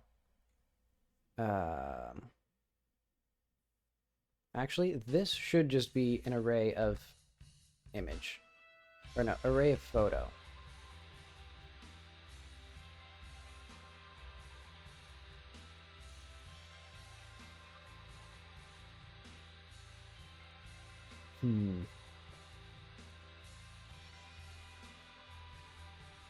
Actually, we don't need this at all.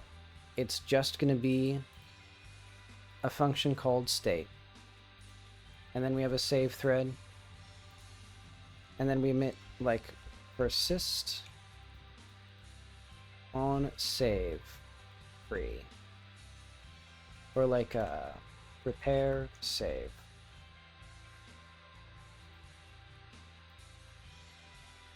This is going to be project settings, globals, save load.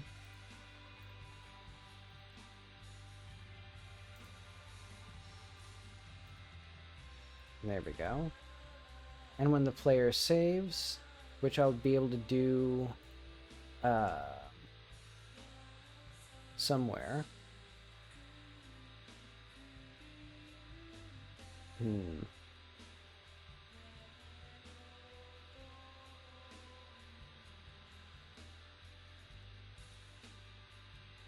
What do I want exactly?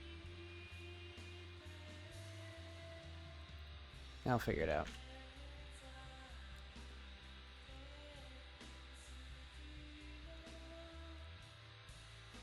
I think the first thing to do is, I know what I can do.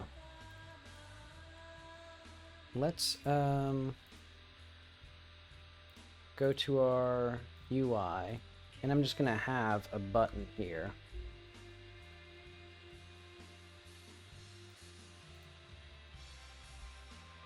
And it'll just do that for now.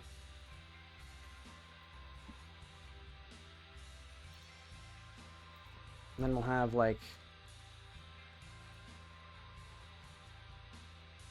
rest connect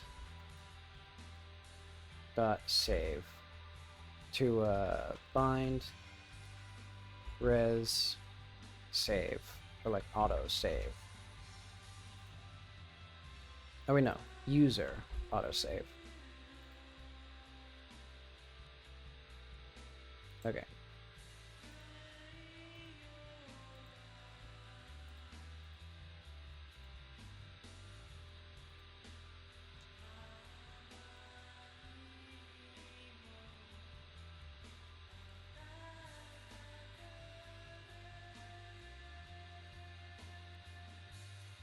And we actually need the player here.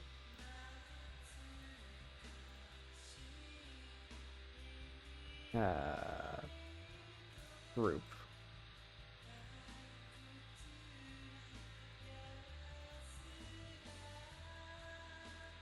Okay. Function prepare save. Save load dot state.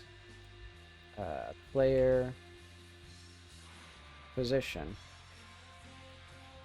equals global transform. And then save load state photos equals photo or inventory. And that should be kind of everything we need at the moment. Eventually there'll be some other stuff, but that'll be good. And then also function ready.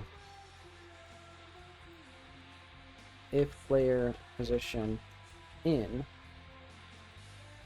save load dot state, then player position, or then global transform equals player position. If photos in save load dot state inventory equals save load state dot photos. There we go.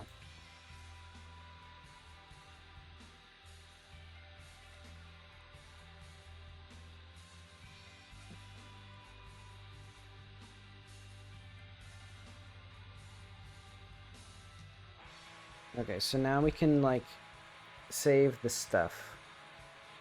Well, we'll maybe be able to. I'm actually going to put in here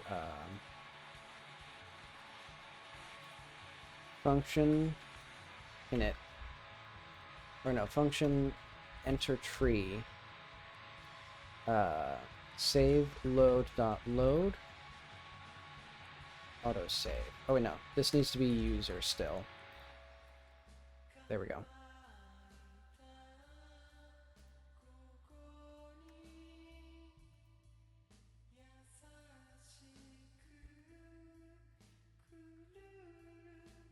Load game. And actually, let's just call this save game as well. Pass. Okay. So what am I looking for here? Save game.bind, autosave. Okay, if this directory does not exist, we will just push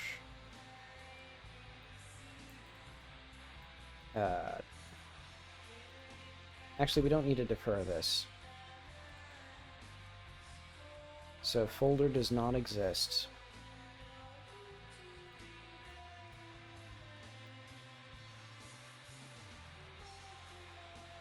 There we go. Else pass. Okay. And for now, do I want to do... You know, I should do save thread start. Save threaded. Or save background. That's what it's going to be called.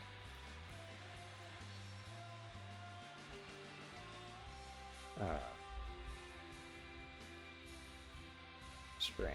Okay.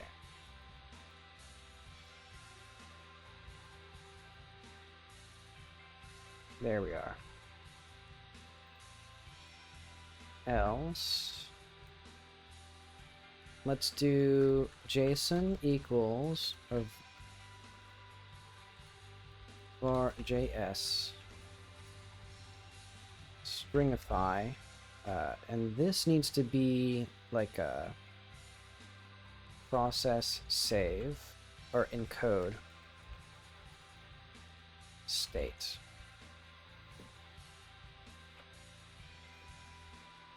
Okay. And then we just do like, ooh, this is gonna be tricky actually.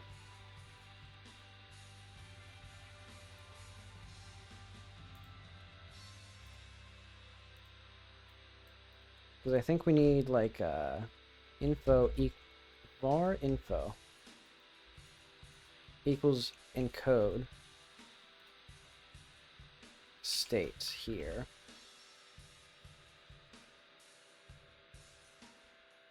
Dictionary, and then like for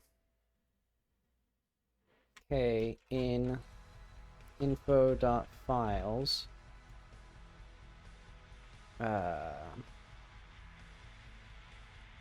ooh, this is gonna be tricky.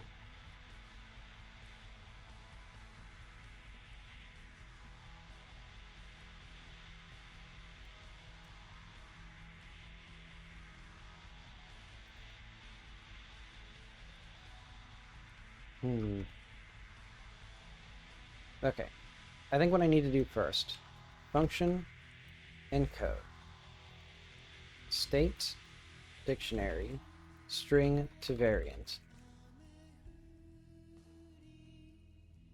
for k in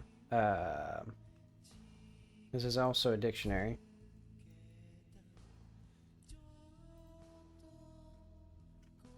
So like results equals dictionary nothing, and then images will be nothing. Actually, it'll be an array.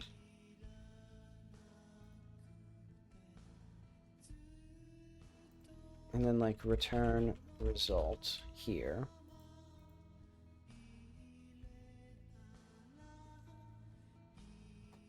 Oh, images, there we go. And what it'll be is we do var out equals, hang on. How do we do saving and loading in here? It should be management global. Save async. Oh. Okay, and most of that is now done in the save background. And that does write state. And that does to JSON here. And that, I know where that is. That's in game state.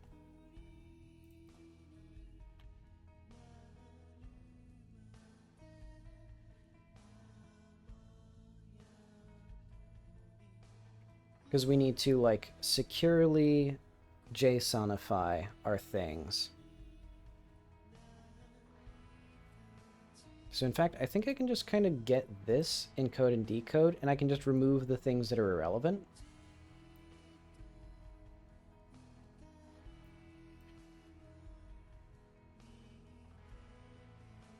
Yeah, like we don't need a dictionary, for example. But we do need dictionary map. And we need a pen dictionary. I think we need all three of these. Maybe we don't.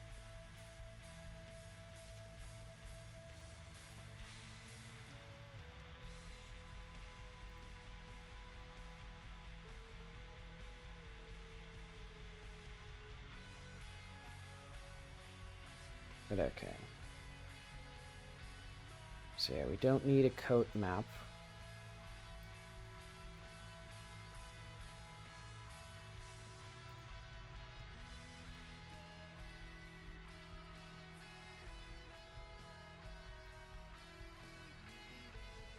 Okay. And so where do we write this stuff? f.storeString. So we do file access path.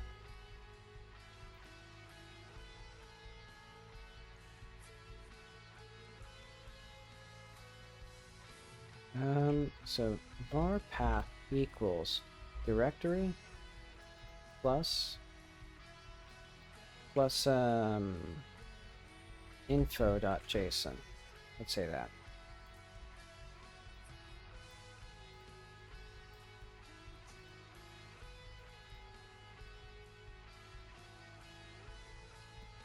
And we do that, and then we store string, and then we return OK.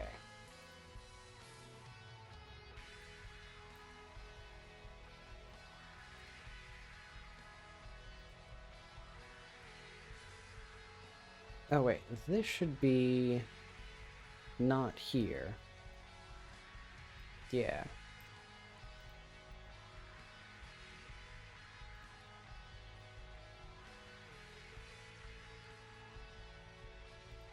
There we go.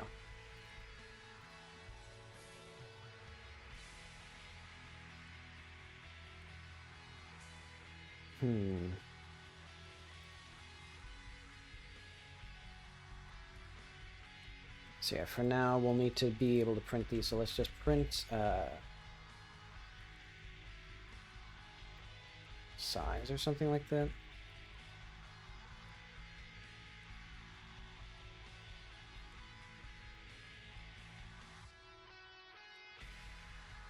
Okay. So the only thing that I'm missing here is that we're not going to have this be a variant. It's just going to be a dictionary. And the result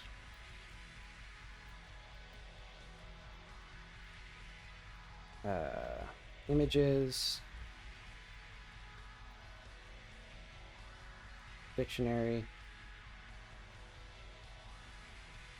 Ooh, this is actually going to be trickier than I thought, because no,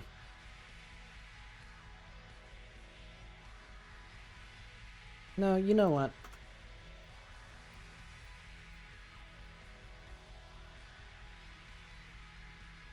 It's not going to be harder than I thought, because it's just going to be this. And so we don't need to save anything else, because I'm just going to do like, yeah, so we don't need this here. We're going to do that.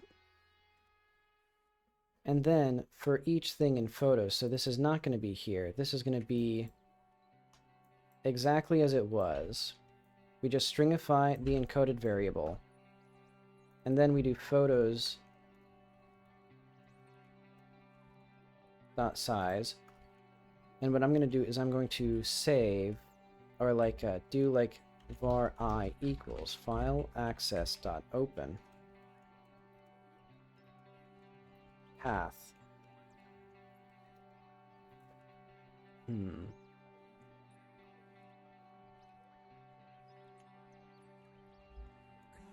Right. So like if not f or I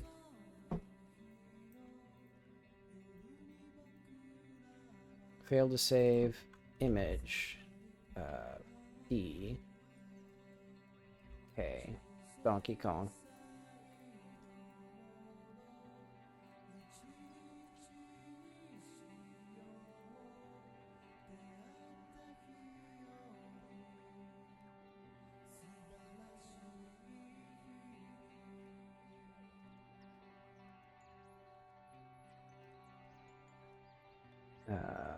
Okay.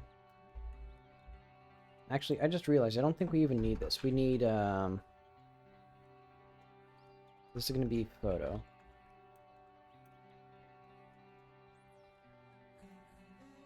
Or let's do like var p equals photos k. So photos is an array. Okay, good. P dot save.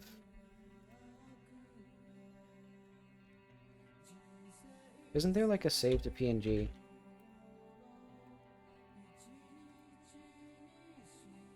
Save PNG. Oh, so we just get the inner image. So dot texture dot save or get image dot save PNG image path var e equals this if e not equal to OK, all deferred, print, oh no, push error, could not save p, no, image path. Oop. Okay. So lots of stuff going on, but basically we're saving the photos into here, and then also we need to add that to the state here. It's going to be state.image.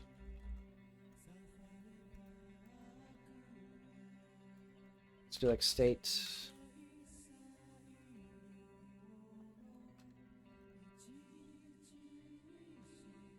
Wait, actually, we don't need this here. We can do this here as like this, like var s equals this.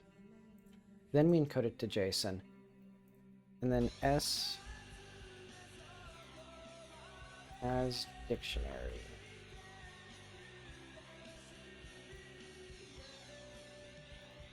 Okay.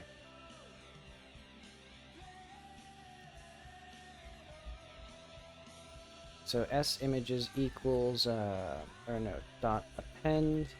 This will be image path. Okay, that'll be good.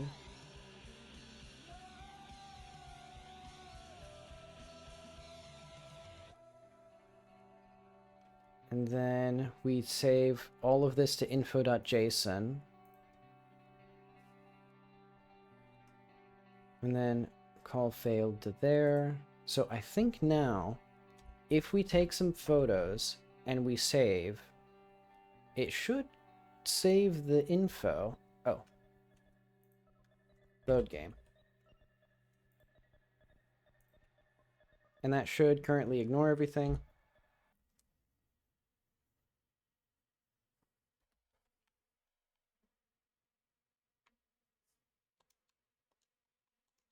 And then I should be able to save the game. And that should do something eventually. Right now it's not actually going to do anything. Actually, let's do like emit or signal save full. All right.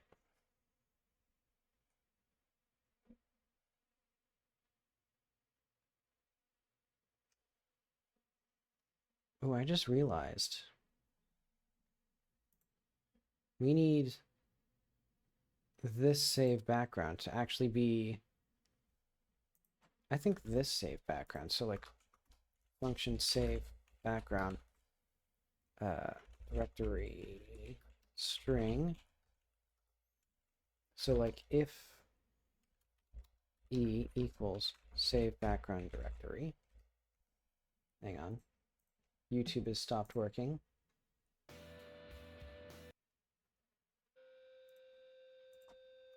If e not equal to OK, then we emit signal, or no, we're gonna do saved dot emit false. Else, actually,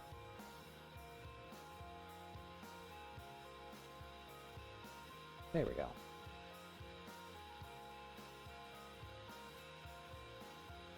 Call. There we go.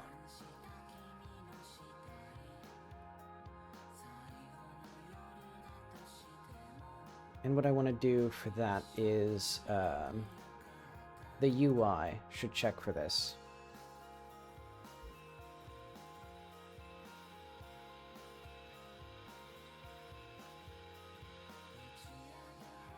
Okay. Function on saved success. Cool. Pass.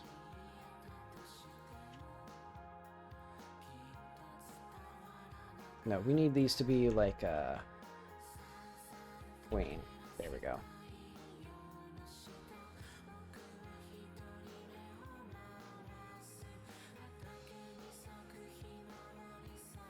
And this tween will be save queen,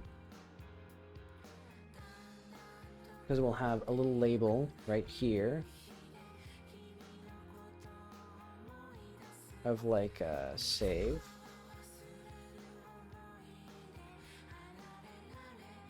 And this will be in the bottom left. Very beautiful. Maybe bottom center even. Wow. You know what? Center top. I'm doing unique things today. Save dot show. Save dot. Oh wait, no. Or save text equals save. Save text show. Save text dot modulate equals vector or color white.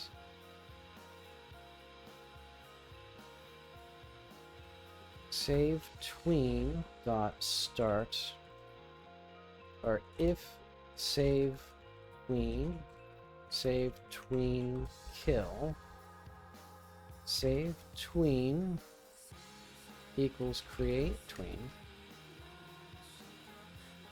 tween dot tween property. Oh wait. Property save text modulate color 110, and this will be like 3, or maybe with delay. I'd say 1 second. But also what we need is save text equals saved if success else error save failed. Okay, there we go. Let's try this again. I've done a lot of stuff now.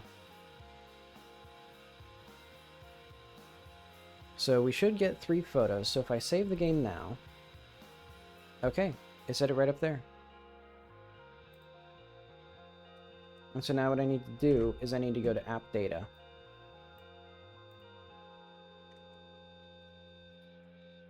Godot. App user data. Okay, for Kitty gets found a camera. And then we have autosave. We have info, but we do not have the images. So where's that been saved to?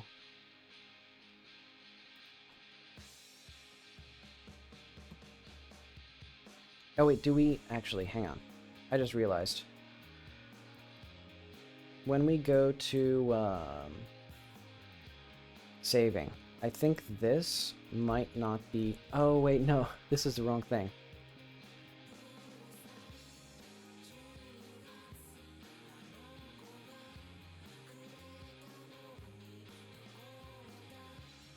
So does this call deferred or immediate? Okay. This does immediate. So this was the missing piece, maybe. Alright. Oh, I see. Save should be hidden by default.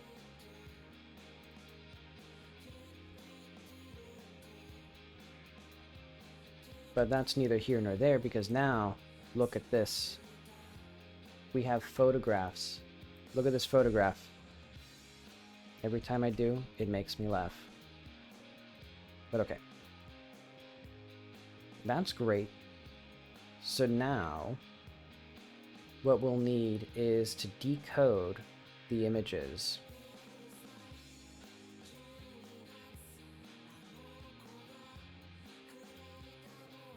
So what do we do here? No, we need photos. Or we can just do inventory equals save load.photos.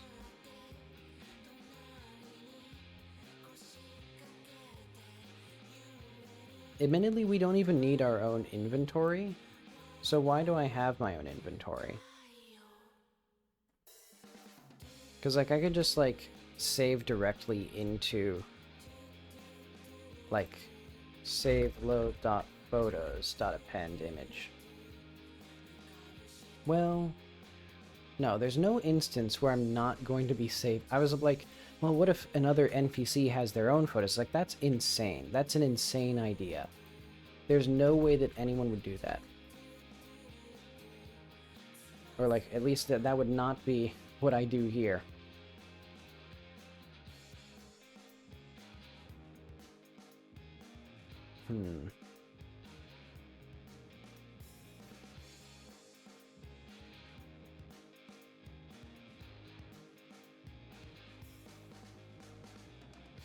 Okay, let's also make this consistent with the other ones where I just have it like this.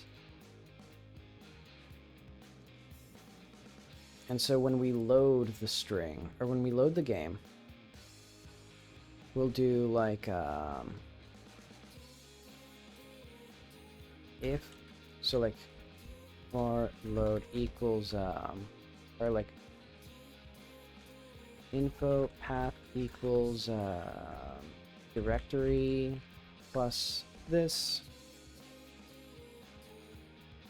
info.json. If not, file access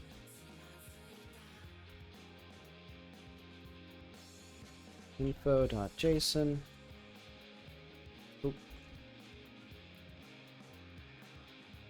Then push error could not find save info path. Oh wait, hang on. And then we'll do return var js equals how do we do this actually? If we go back to loading, read state, file access open. We can just do this.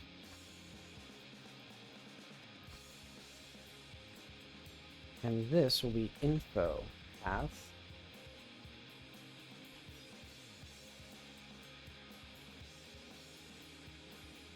Do we want to... I'll just return here.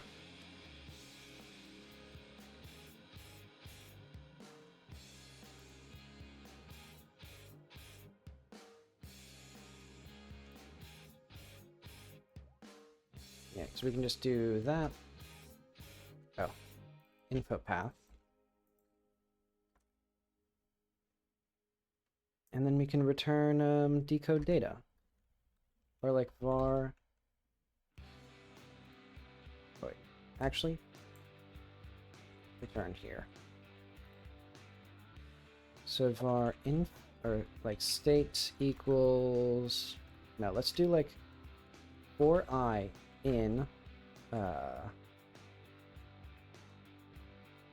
JS dot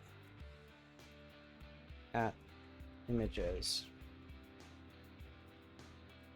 Okay, for hang on, inventory equals nothing.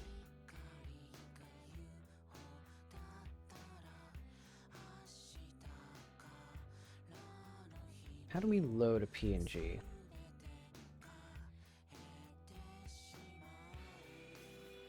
Load image? I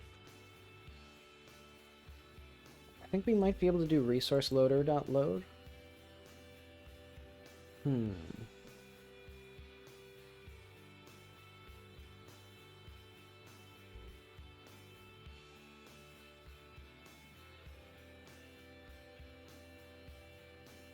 As image.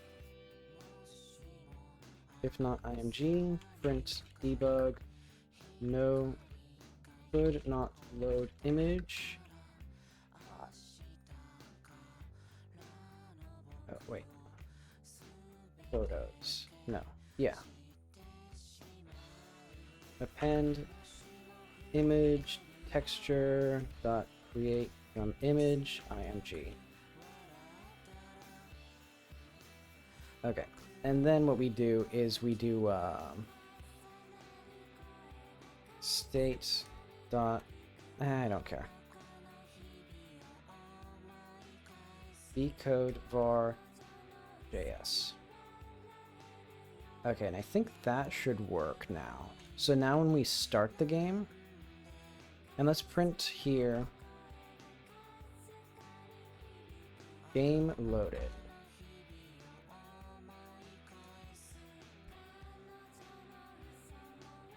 So now we should, hopefully, not quite. For I in JS images, invalid access. Oh, let's do if not, or if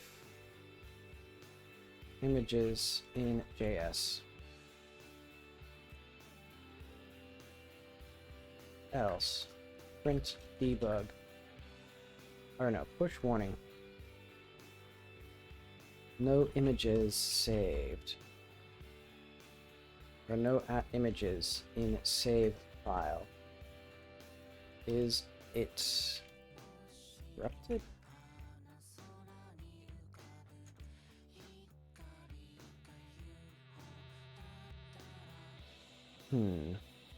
Trying to assign a value of type JSON. Oh wait, this should be, oh, I see. Data. Or data equals JS data.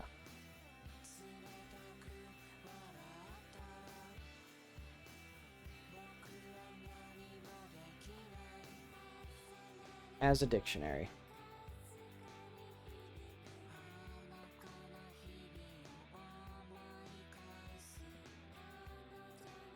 Trying to assign a value of type dictionary to a value of type, alright, let's do dictionary string. Well, I mean, it's not even, it doesn't even matter. Who cares?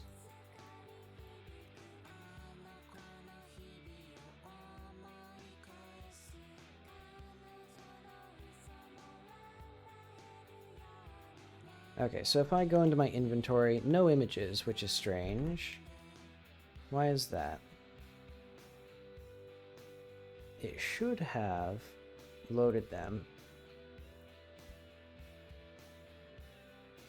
How many photos do we got? None? So if we load the game again... Actually, let's double check. So what does our actual save look like?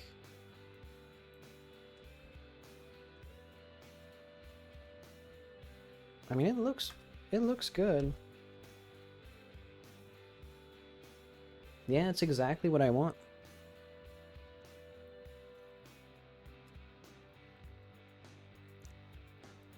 Oh, wait. It was saved incorrectly. That's why. Okay. So we need to save again, and then we can load.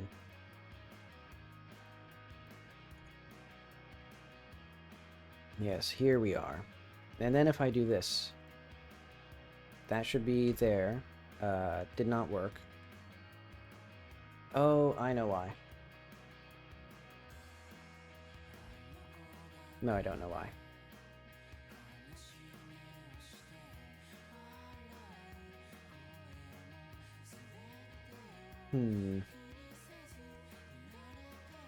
Because now it should be correct. It's not correct. What? Hang on.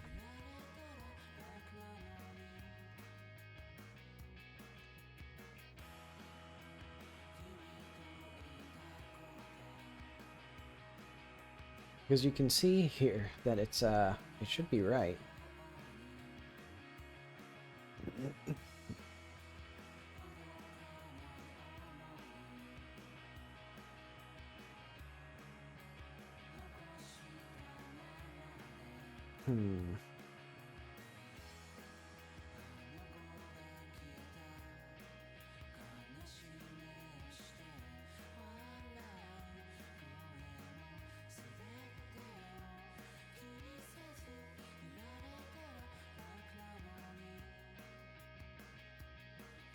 So let's go to save here.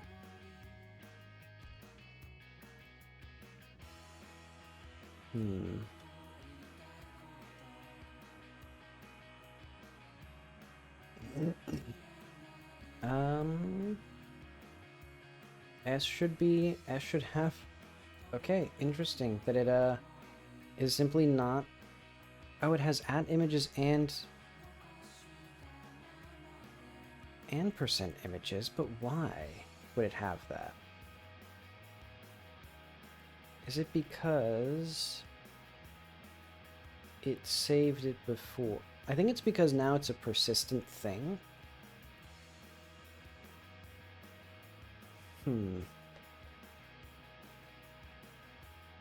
Okay, so I think that makes sense because the state basically does not, like, delete unused keys.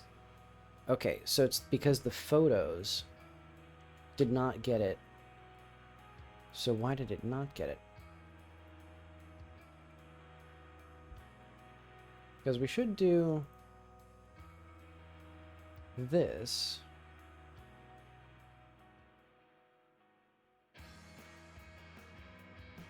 I mean, I guess I can just take more images. And then we'll just save the game. And so we can see we're saving the images correctly here. And then we can, like, exit. And then I'm going to go back to the game. So for I in data at images, okay. Ah.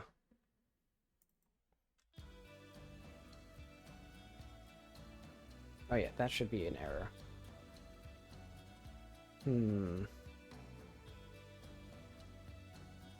Okay. So I think we need var f equals file access dot. How do we load an image in Godot?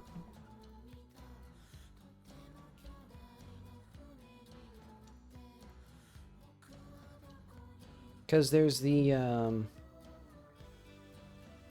importing where we resource, you know, because I don't think we can do a resource loader. Yeah, this is not the right thing. This is, I want an external file. Yeah.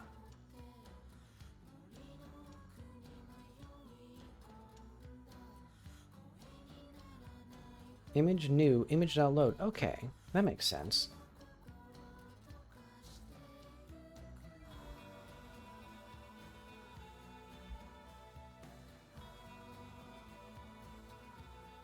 Okay. Var E equals if E not equal to OK.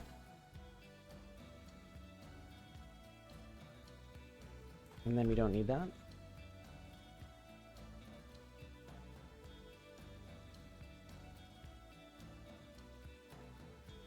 Wait, hang on. There we go. Configuring my playlist properly. Because there's the other bug where if you're shuffling, it does not... Or if you're shuffling in the last song of a playlist, it will not work properly. But okay. So now if we do this, I think if we start again... Not quite.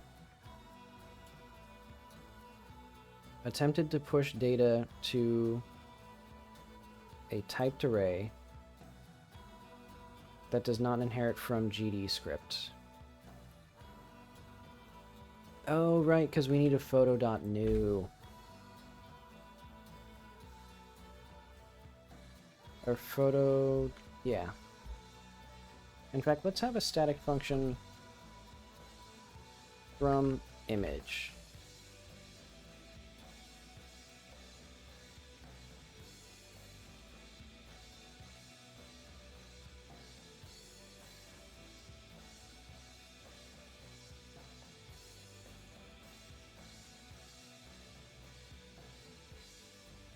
So let's like return...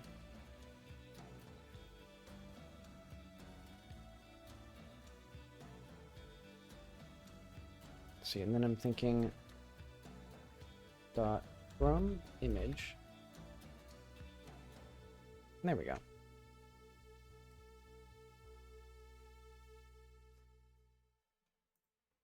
Just a little bit nicer here. But that does mean that the images should have... So eventually this will need more information. So what I should do is I should start that now by doing append path.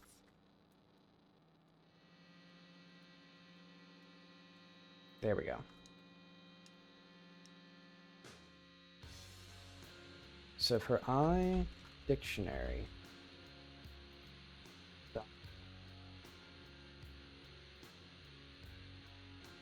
there we go. And that means that we should also have a version in here. So let's do the same thing that I have before. We're gonna call this game/version. And that's gonna be, I think a vector 3i would be good.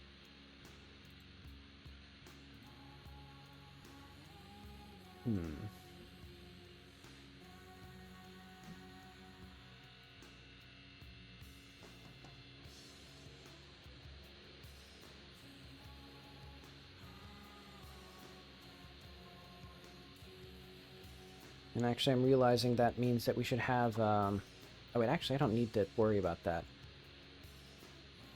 Basically, we should have like a version somewhere in here.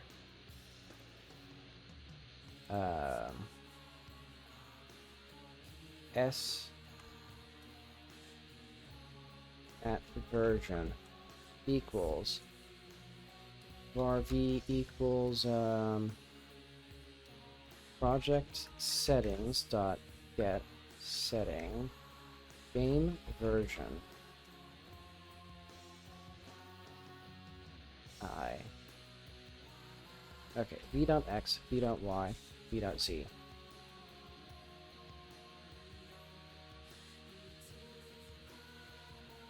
Okay. And then, like, if not version, or if version not in,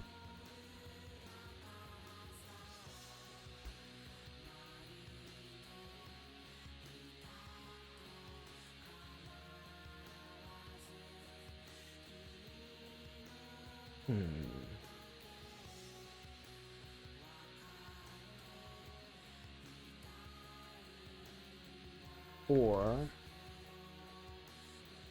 not compatible.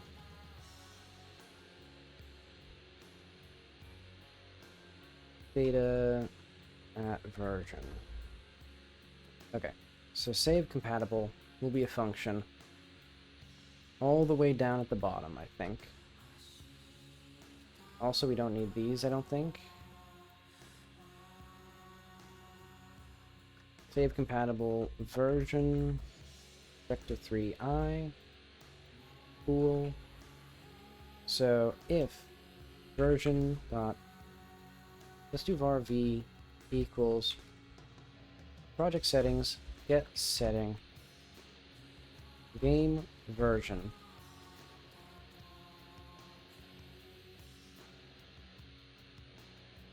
If v.x greater than version.x, turn false. If not v.x and v.y greater than .y, turn false. Actually, let's just say if they're not equal, they can't work. If these are not equal, they can't work. Otherwise, it returns true.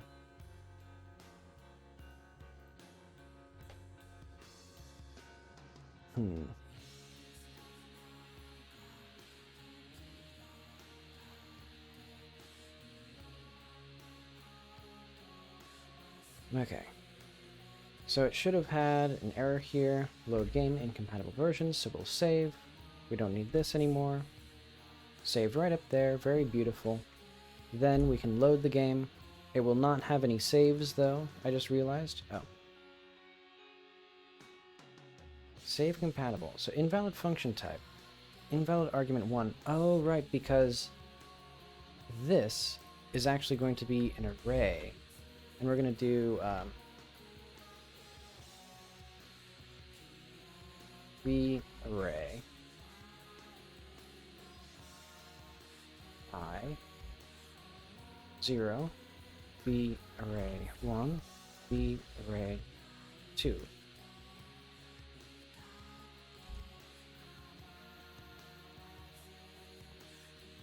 Okay. So now if I do this again, save, save, save. Oh wait, I forgot to actually save the game.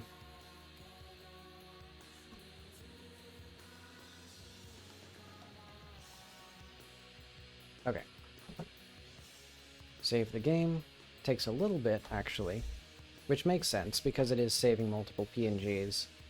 Then if we go back to here, go to our info. Okay. We have our 3 images, we have the version of the game, we have our player transformations.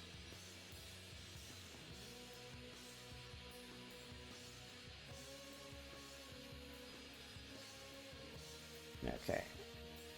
And then what we can do is, should probably save the game here. Hang on.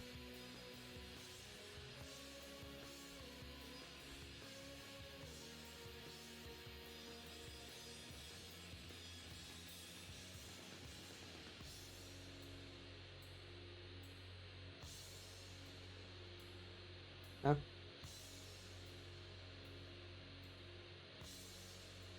Git submodule list. It's different for every single fucking thing.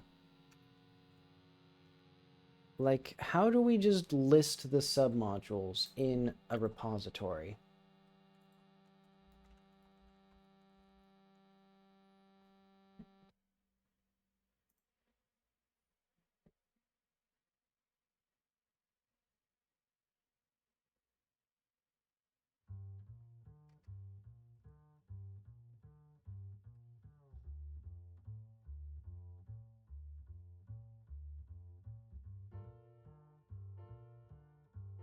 Okay, so just look in the folder.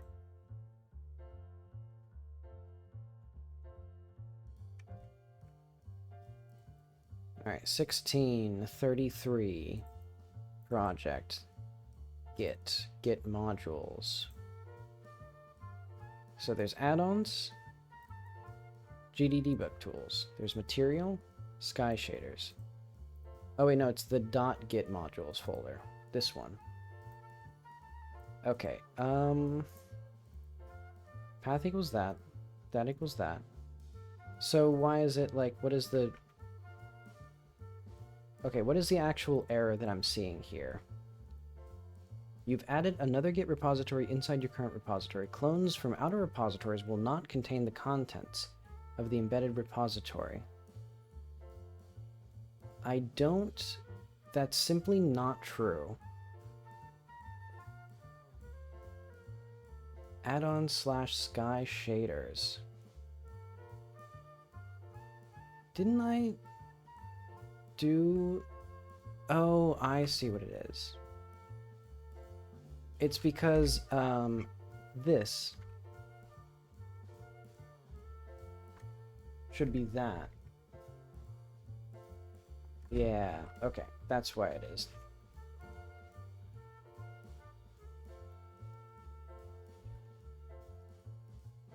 No, Godot. It's fine now.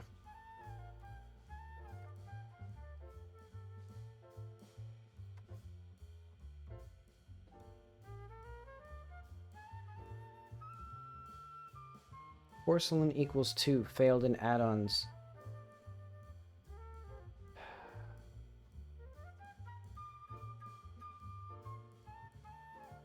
So I made the mistake of moving a folder. I can't move folders when they're submodules, because otherwise it, like, permanently breaks the repo, I guess?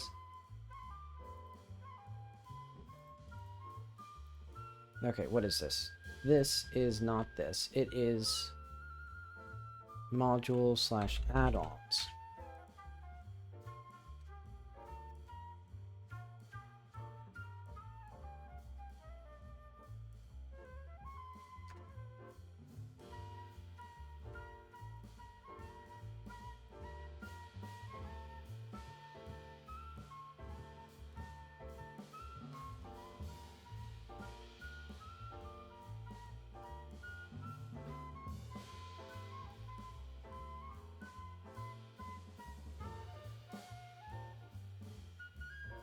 Okay, I've really fucked it up now. So I should probably, like,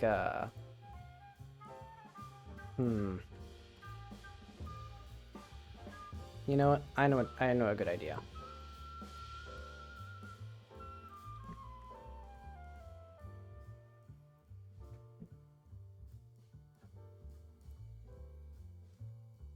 It was materials, not material, right? Shit. Well, no, that's fine. Okay, but it's nice to know that if I dare ever edit... Oh. If I dare move... Oh, Jesus Christ. What is happening?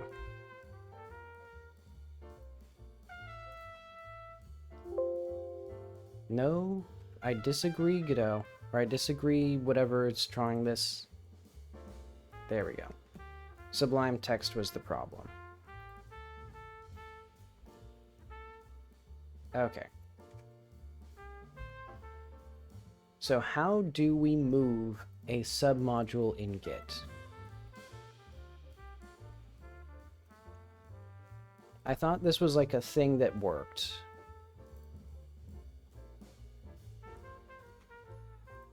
But okay.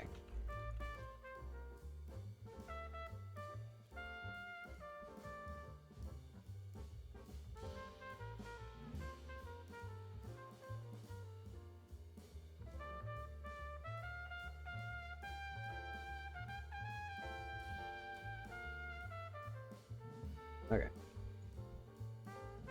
Oh wait, no.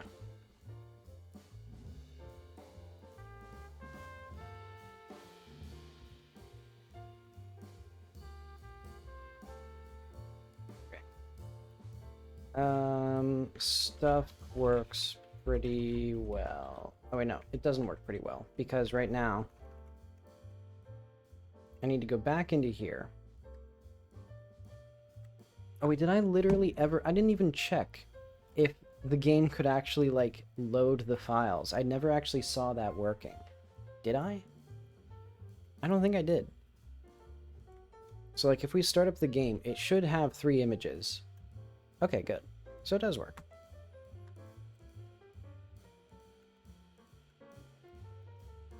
Saving and loading images.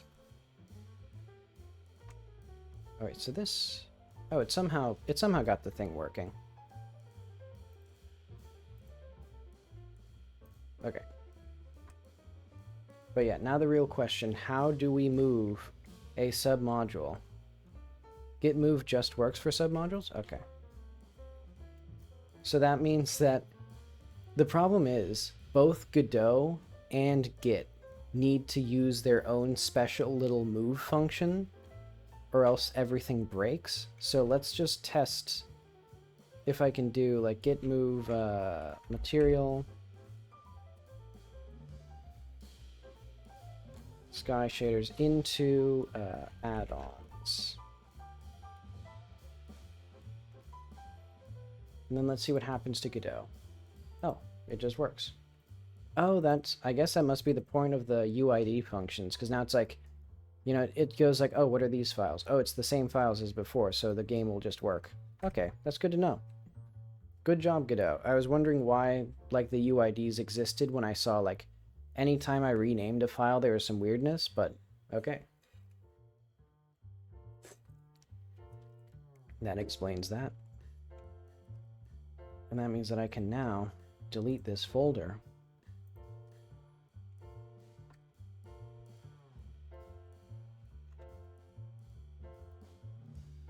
Moved the shaders to the add-ons folder.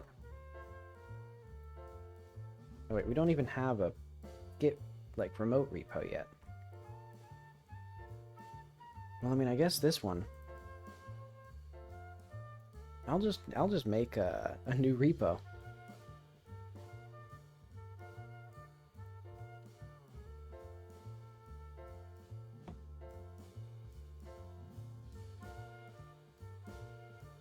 Yeah, private for now.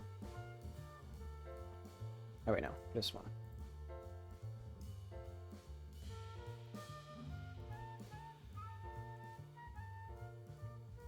Okie dokie.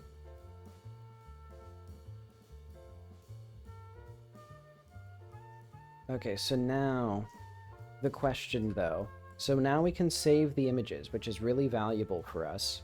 And we can save like our position and stuff.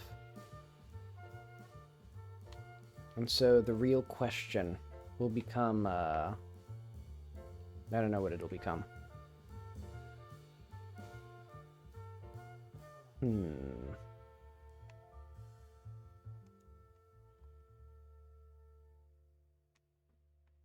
What if I just hide... I think I'd rather just hide the UI rather than hiding the player.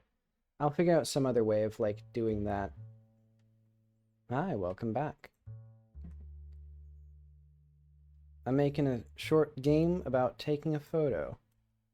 Or taking photos of people. And right now I got it saving and loading all nice.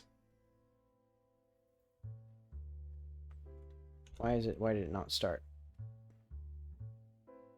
Why is it crashing instantly now? And I literally, the only thing I changed was nothing.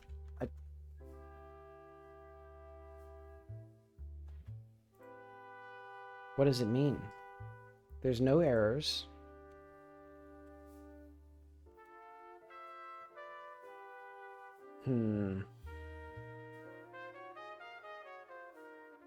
Okay, is it maybe the loading? So if we have this... Thank you, Godot. Okay.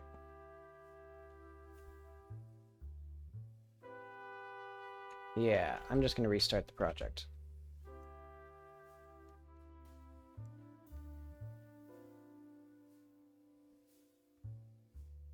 It's good to know that, like, a project with 20 lines of code can just, like, become unusable. So hopefully that doesn't happen to, like, a player.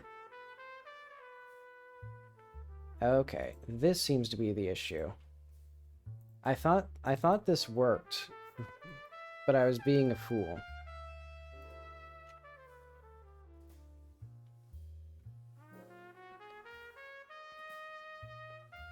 Very strange. But okay, so we can save. Then we could get, like, right up on this thing. And then if we go to our autosave, we have all sorts of beautiful images in here. Oh, strange. Oh, I see, because we already loaded the game. So these first images were taken when the player was invisible, and now the player is visible. And so now the next step will be making it so I can track what the photo is of, what time of day it is, and what the person is doing in the photo.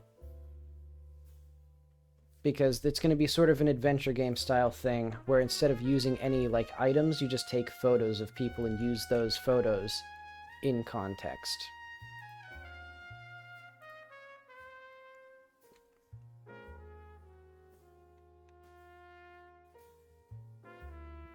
And so I think I'd like, well, the first things first. Oh. We need the ability to... Ooh, this is going to be kind of tricky. Going to be very tricky, actually.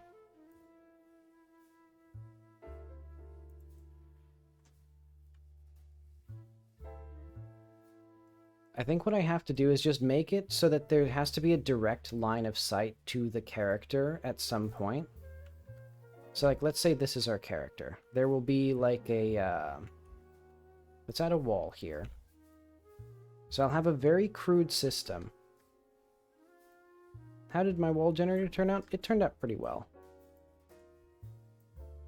Yeah, it's... Let's see. Yeah, I'll show that off tomorrow. But yeah, it's been turning out pretty good.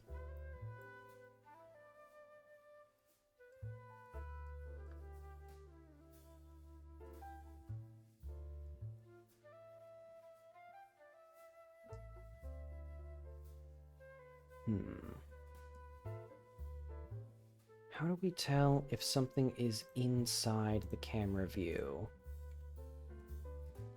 Oh wait, it's reverse project, isn't it? Or project? I think the camera has something like that. Yeah, get camera projection, get, so we can project a ray normal. Interesting. So I want... Is position in frustum. Ooh, this is good. Okay. It's not quite what I want, which is to see if it overlaps the frustum. But I think I'll just make it so that you can't... I'll just make it not work very well. That'll be fine. But okay, let's get a group. I don't know. I think what I might want to do is just have every entity that can have its photo taken be part of a group called, like, camera or something. So description, things. Thank you, Godot, for... Thank you for having a, like... Oh, interesting. That's...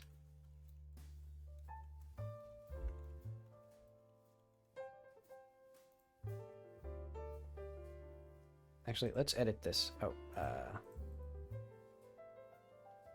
okay, I guess I can't... I guess I can't do that. Oh, well.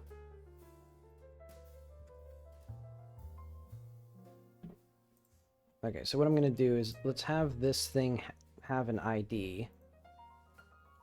So it'll be like object, or like world object or something.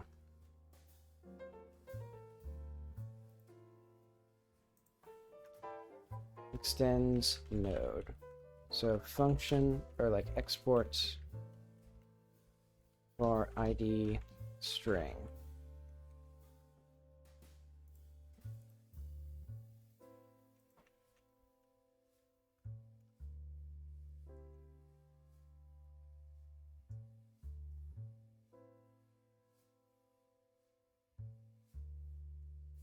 And then what we're going to do is every photo will be able to have IDs, or like, yeah. Array string. There we go. Or maybe it should be better as a count. So instead of an array of strings, we could have a string dictionary. I don't care that much. What I'll do for now is I'll have like, let's have like, this will be a cube.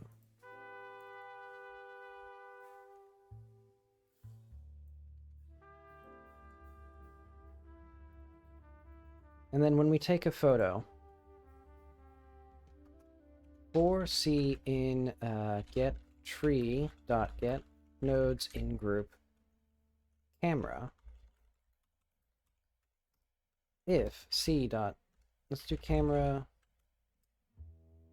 dot position is position in frustum C dot global transform dot origin.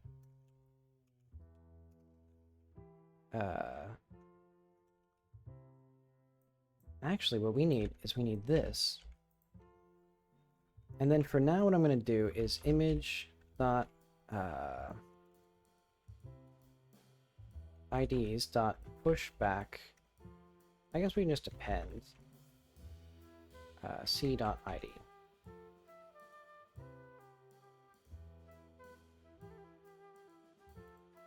And this will have class name world object.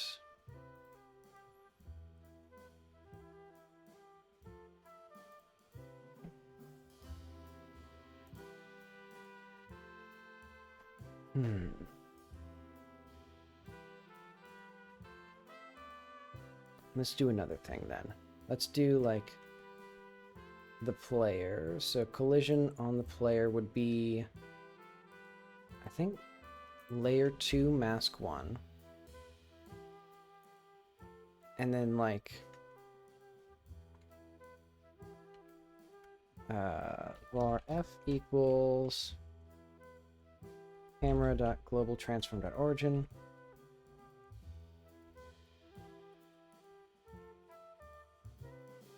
Var w equals get world 3d dot direct space state.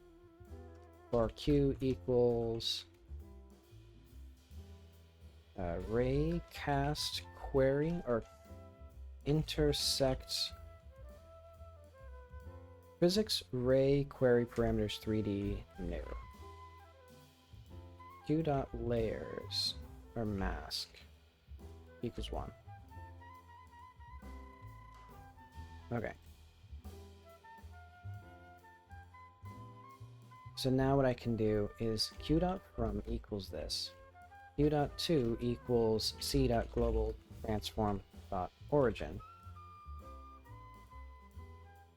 And also a world object should be a node 3D then.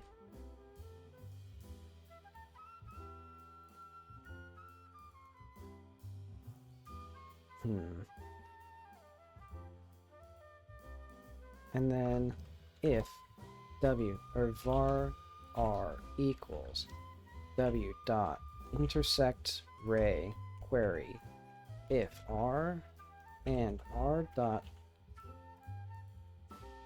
collider equals I know, if not r or r dot collider equals c,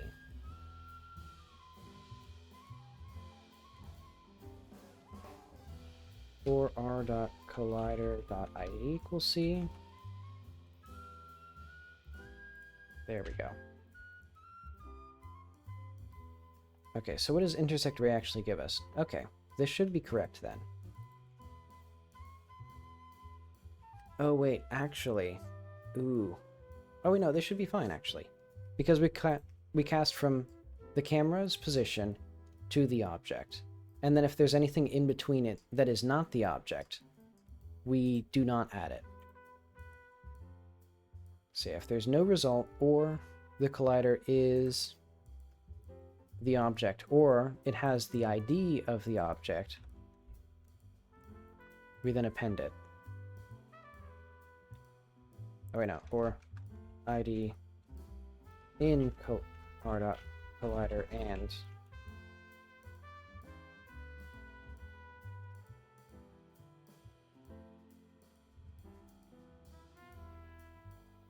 oh wait, there we go. Phew, okay. So now, oh wait, first of all, I want the UI to actually show my image.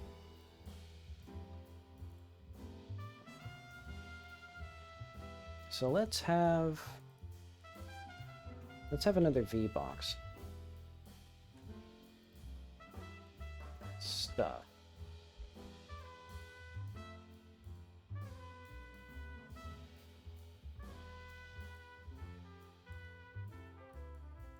And so for ID in p.ids, stuff.add child var l equals label.new l.text equals ID dot capitalize. There we go.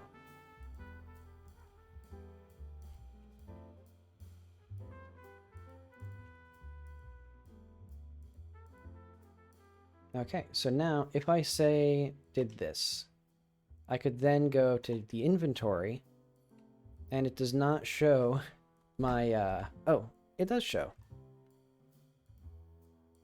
There we go. So now the real question is, why is my button the wrong width, or whatever it is? I don't think I like that. That's not right. Okay. Okay, perfect. And then I think these two, actually, I would like these to expand horizontally. There we go. Okay, so now we got a cube. And then if we did this, we got nothing. That's good. We got a sphere, and then last but not least, we got a sphere and a cube. And then let's double check to make sure that this works. Got a sphere. Okay. You know what? I'd say that's good enough with that. I think now the real question is, do we need special... I think I know what I need. Anything that is in a group should have the method, like, info, basically. So we'll do, basically, instead of an array of strings, it'll be an array of dictionaries. So basically, let's just bump up the version.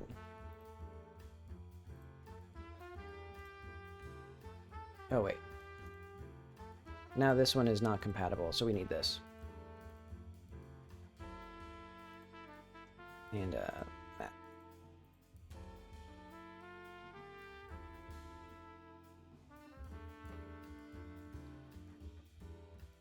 Because what I'm going to do is, append c.info.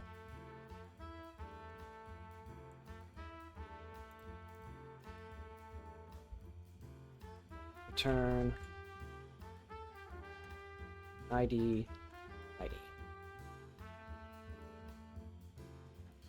And so NPCs can have more information attached to their thing. But by default, it'll always have the ID at the very least. And so here, so for ID, or for info, in p.info, info.id.capitalize. Let's say that.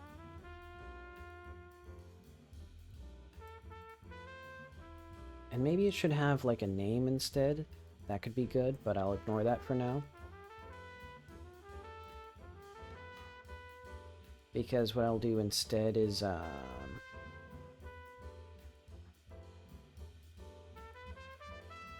What should it be?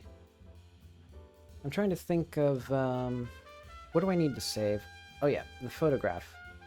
This should be info, and it should be an array of dictionary. And then when we go to the images, we actually need info as dot, or this should be p.info. And this will hopefully be correct. I guess I could encode the var, but I won't do that right now. Because then we go through images up here, and we'll do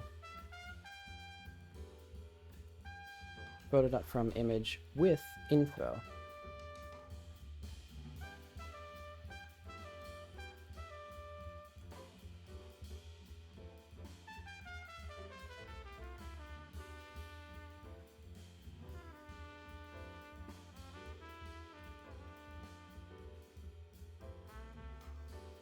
There should be like this.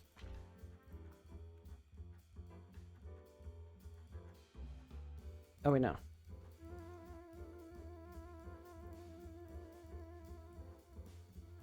Thank you, Godot, for doing that.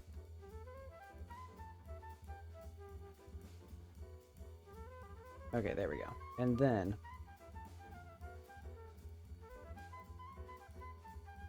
there we go. Info equals p info.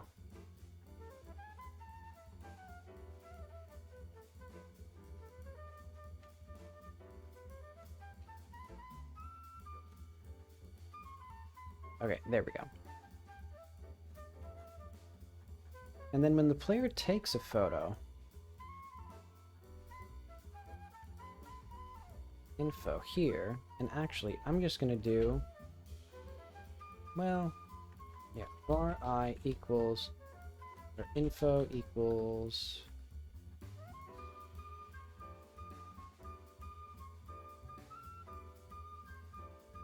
there we go.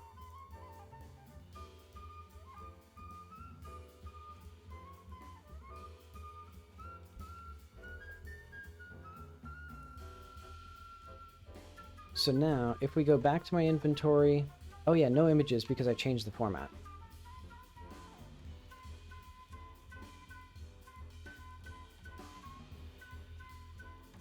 Okay, so now we have 4 images, 5 images, however many it is. Let's save. Great, it worked. And then if we go to Sublime Text, which I closed for some reason. Oh yeah, because it was like not participating. So now we can do JSON. Okay, so now the images have all of this stuff. Awesome.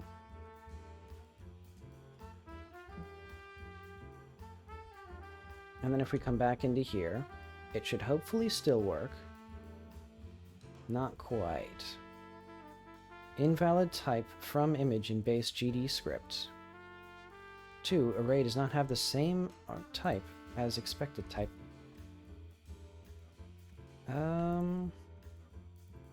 As array. Oh, I guess we gotta do var info dictionary.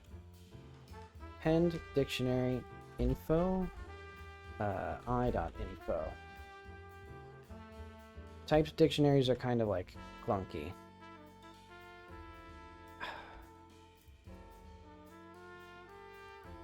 You know what?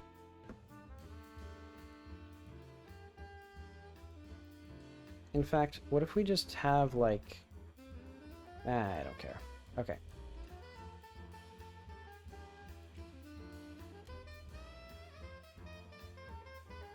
So invalid to access property on a base object of type array.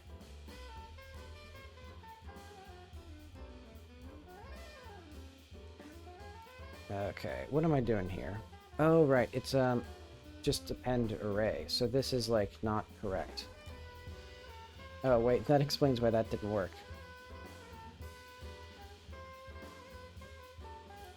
So we'll just do i.info.map e return e.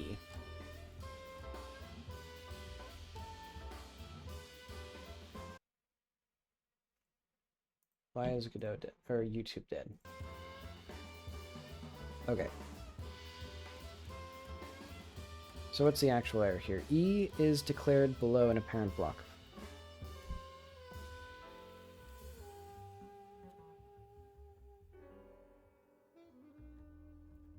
Okay.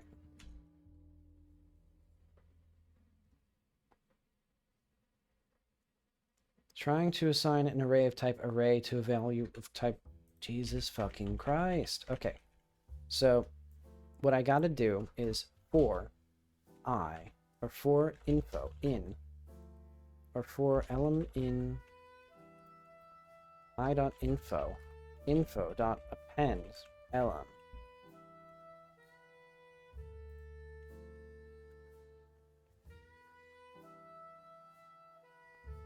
There we go. And then if we go into here, we see all of our images. Beautiful.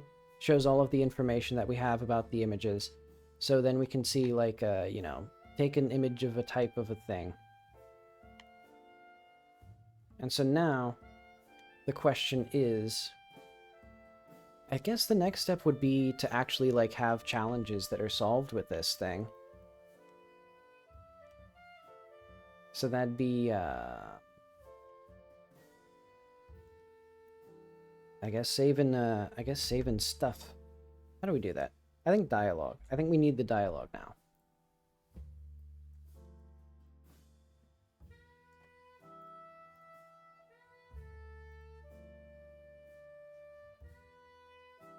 I'm also thinking, actually,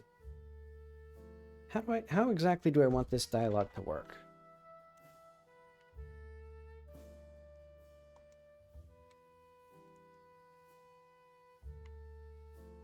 I guess I do know. I guess I know. Okay, go to the camera yaw, and so we're gonna put right here. What are we gonna put right here? I'm also not quite sure where I want the camera to be, but camera, no, area.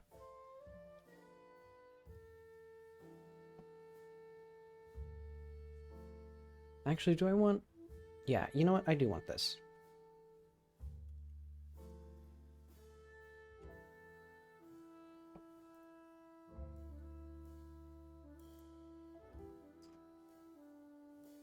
Basically, right in front of us, be a big old sphere.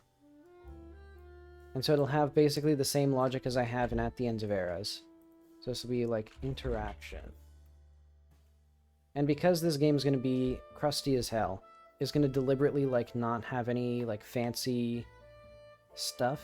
I think I'm going to just have like a plain old... Well, I already have the fancy like widgets and things, so I might as well use those. What am I going to do now?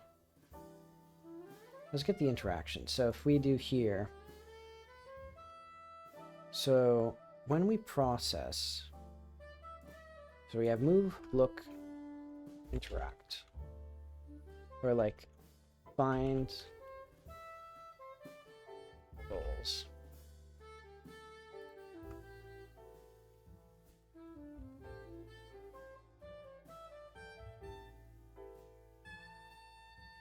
And then be like onReady var interaction equals yaw interaction.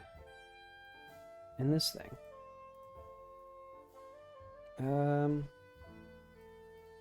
Layer names. This will be like world player interactable.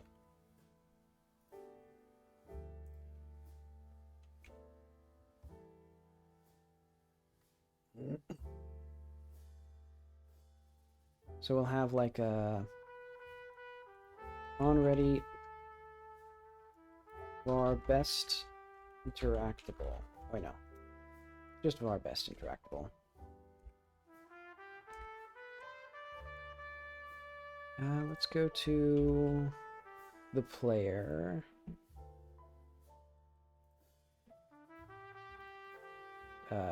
Script. I think just the player. I think this has it.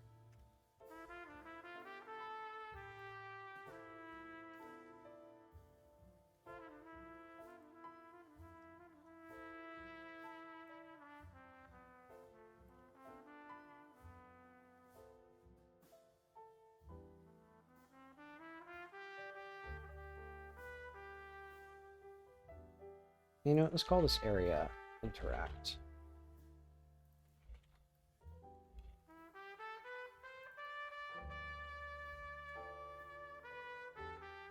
So mesh is not declared because what we're going to do is we're going to instead do yaw global transform, yaw.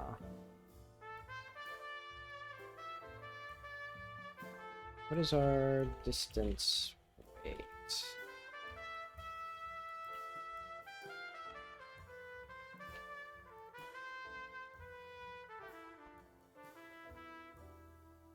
And we do not need eyes. And we're gonna have this in here.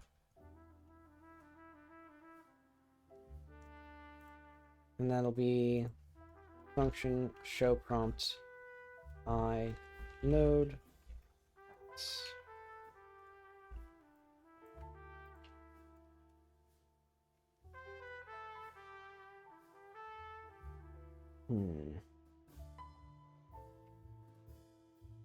Okay, so where is the show prompt done?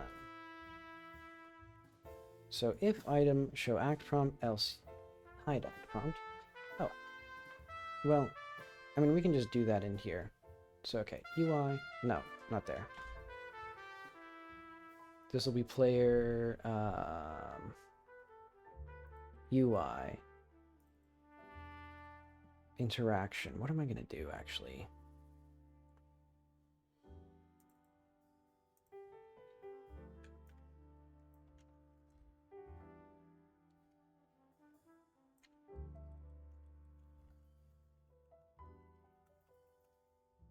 Oh wait, this is act. Yeah, we need these instead.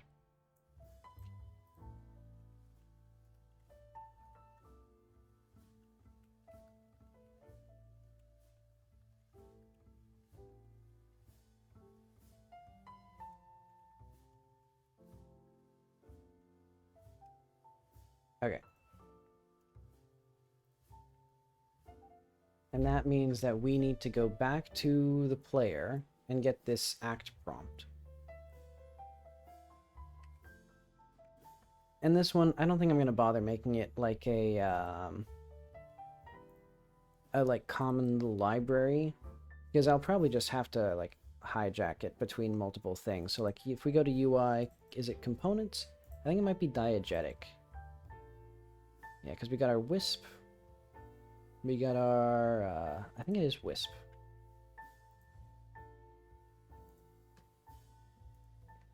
I mean, I could, I don't care. Copy these, put them into the other project.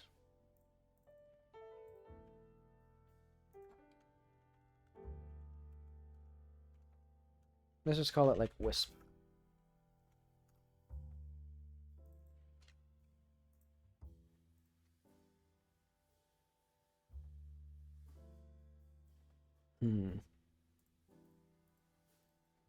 Okay, so we don't need... Oh wait, we do need this. Project setting. Globals. Shader globals. Let's call it player position. And it'll just be a vector 3. God. And we don't need any of this.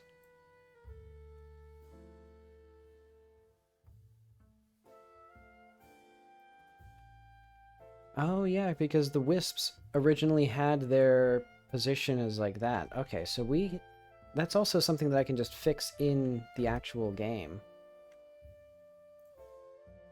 Yeah, let's actually bring that in here. Ends of errors. Bugs. Refactor Wisp shader to use the shader globals.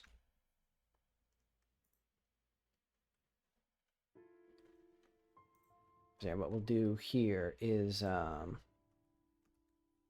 update visuals.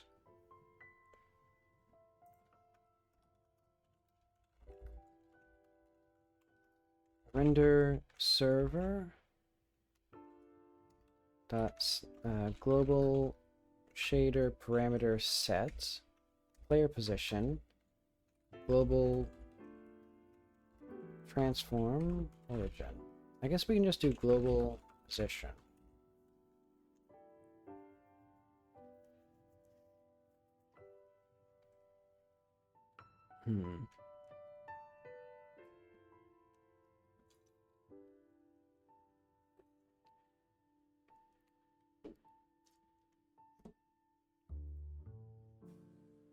We don't need like one here. Let's just do this.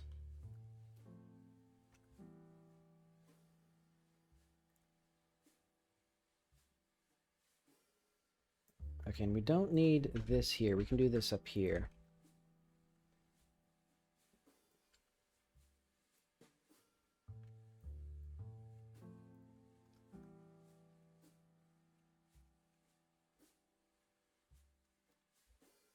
Okay.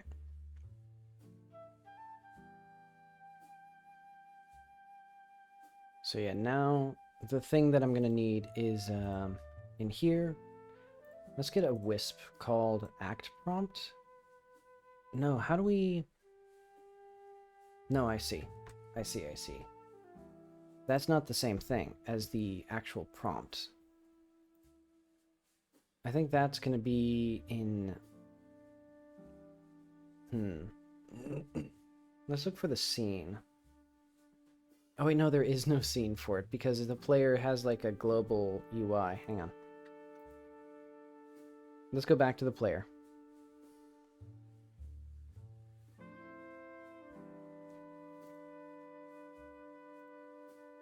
I also need this.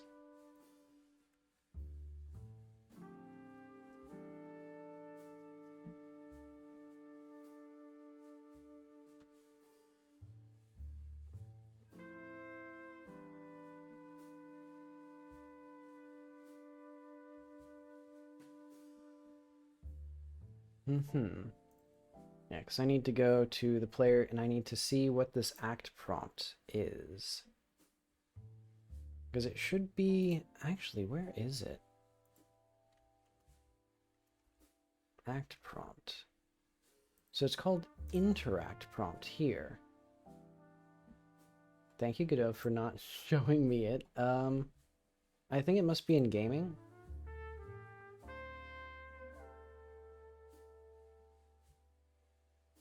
Okay, yeah, it's in gaming. And it's just a... Why don't I just save this as a scene? UI components. I mean, it's not really... well. Oh, but that means I also need to bring in my prompt code, which actually is a useful thing, so I'll bring that in.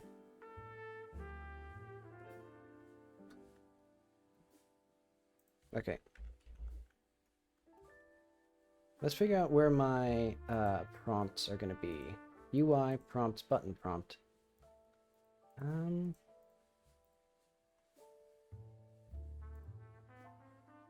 we got all this stuff. Yeah, let's see how this looks. So, an input prompt. And that's called just input prompt. That makes sense. Where is this file located? Components, input prompt. Okay. And so, how does this thing know? I see. We need to get the whole shebang, the whole input management thing.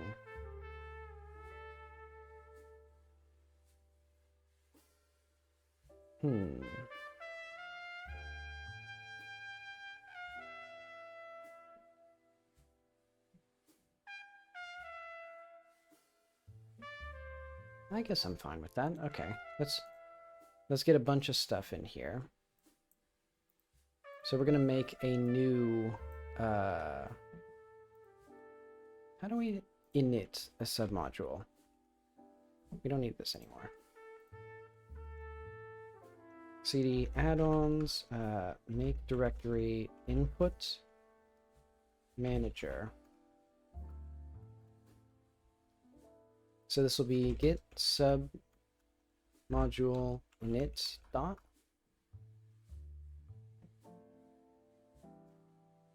How do we initialize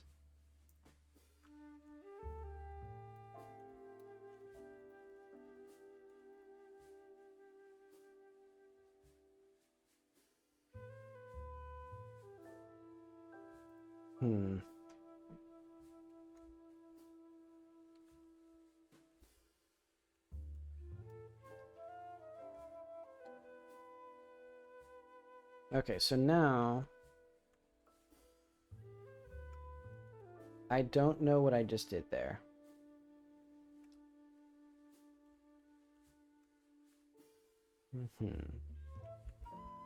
Let's add this stuff first.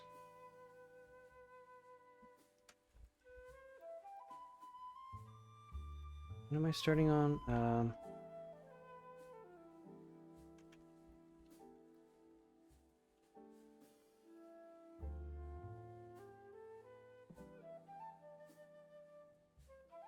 Okay, so I think what I'll wind up doing is just doing the same thing again, where I go to D1480 new folder, whatever this is going to be, input manager. Let's see, nothing on this, but I'm going to use the bathroom, and I'll be back real soon.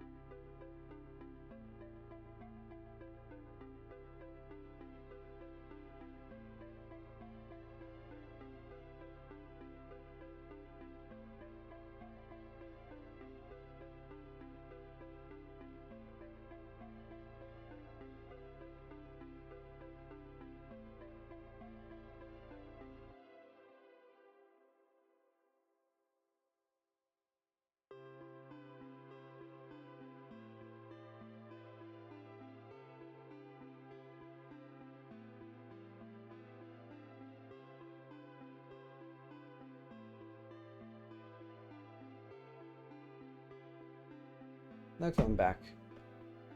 Alright. Let's see. Oh, I did. Oh, wait, no. Okay, that's fine.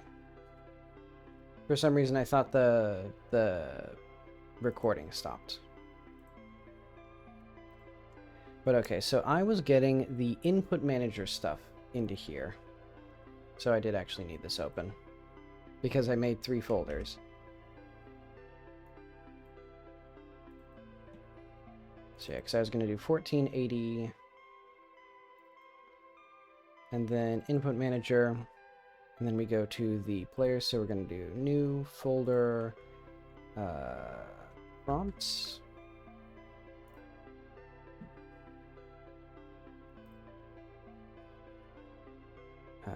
Project. So the first thing that we need is the input manager. Did it take? Okay, it did. UI, all of these. Yes. I think this gives, yeah, okay. This gives us all the things that we need. And eventually I'll need like a new cooler padding or prompt thing. But then input theming.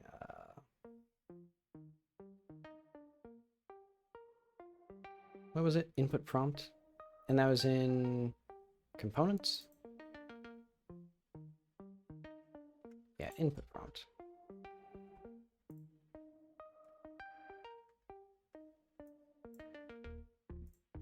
Oh, and here's where the interact prompts are. So we need those in this game. And that'll just be... let's have it be like... Let's have this be renamed to interaction.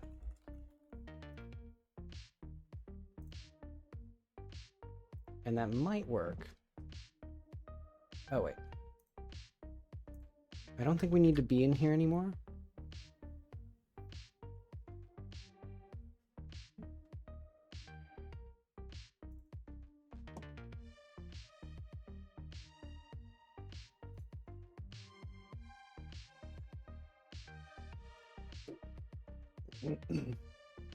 Okay. Parse error, so here onReady var act prompt equals act prompt, and that will be an interact prompt.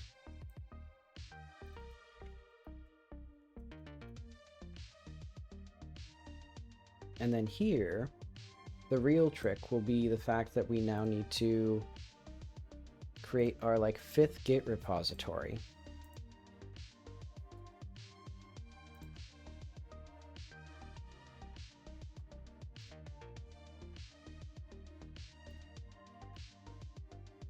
Let's call it GD input with a dash maybe. Input manager.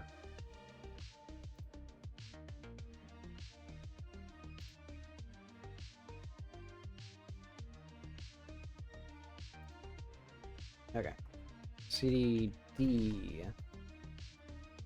80. No. 1480. Input.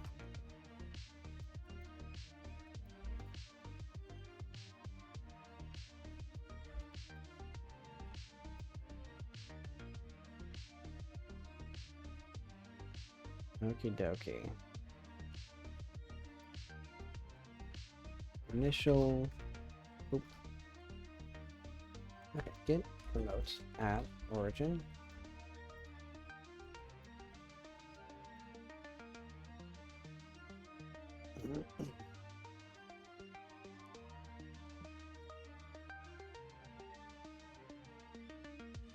Okay, and then we can just clone this into our other one.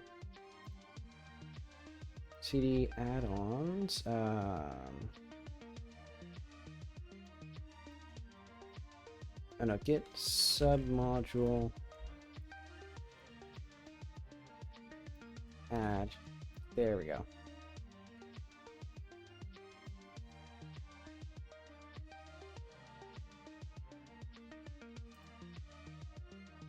Okay, so the big thing will be making the input work with everything. So we don't need UI at all. But we will need like a var allow input equals true. And this will be like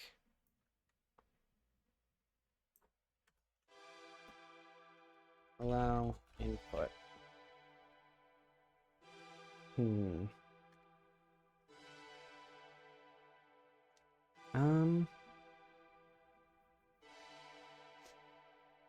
Let's remove this for now.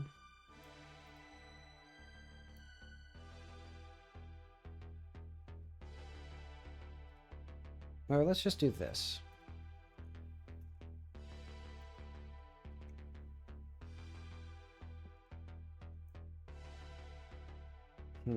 Blocked equals that. Do we do anything with blocked?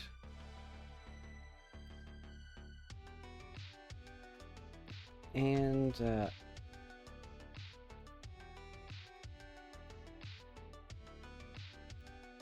allow input?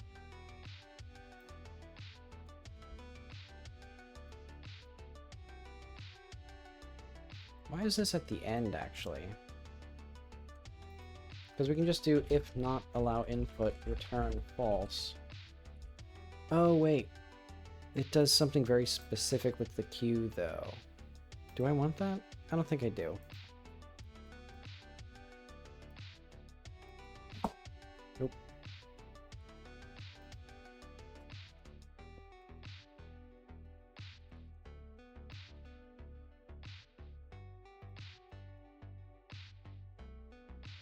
Okay. So all of this is good. And so then the real question is showing the input prompts, basically. So like this should be add-ons, GD input, prompts. There we go.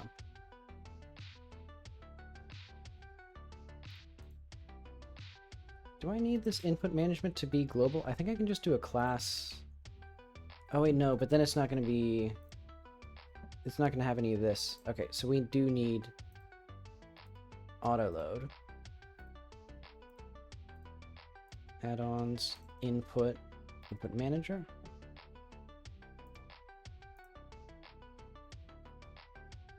Okay.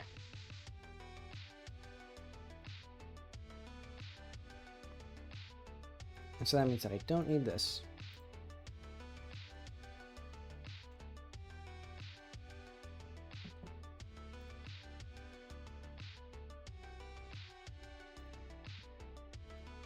Okay.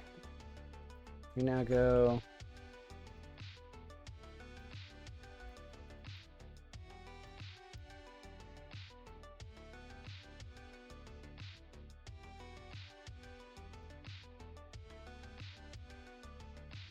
what happened here?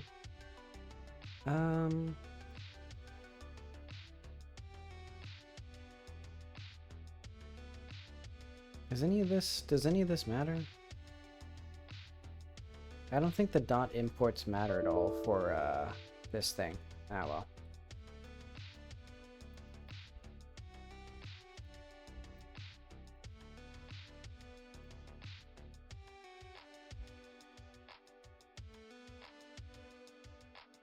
Okay.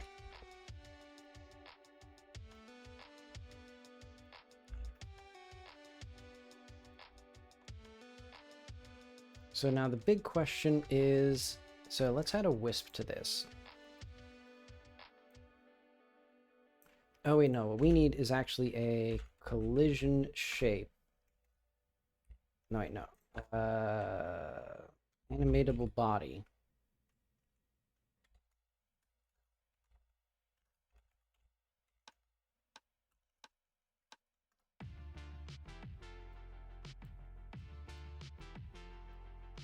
And then we have this, and then we have, whatever we have, generic interactive. So here I'm also just going to do, what would it be? Entities?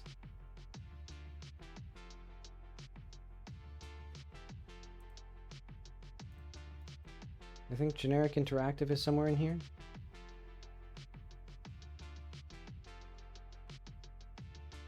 Control maybe?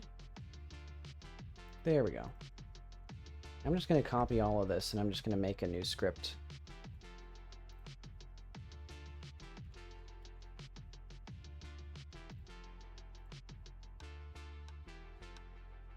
I guess we rename it as well.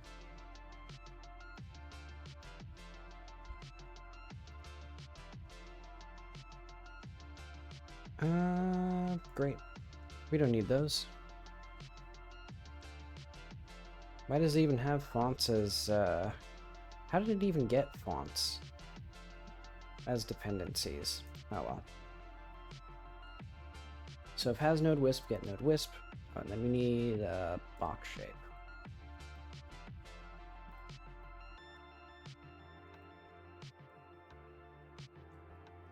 And this should also have the collision 3.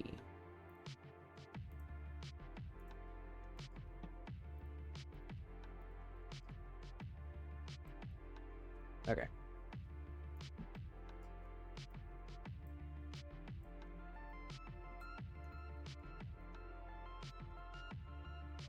So let's see how much of the game even works here.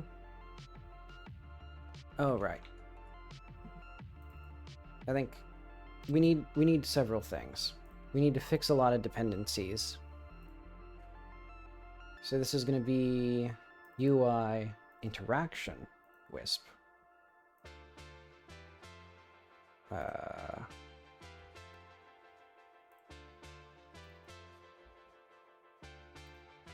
Okay.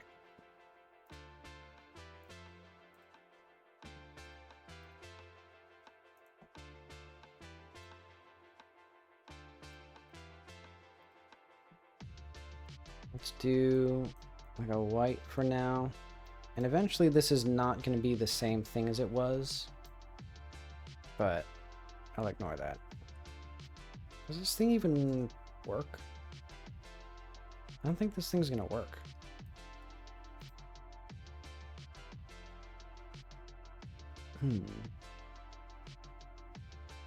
Albedo.rgb.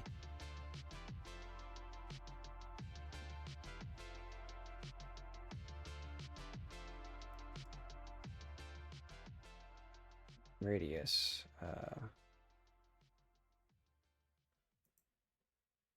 1 and like 5.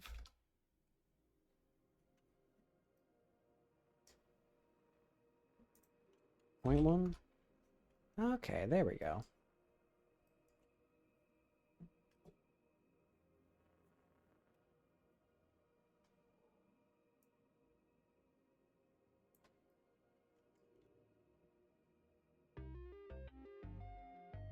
Let's even make it a bit bigger.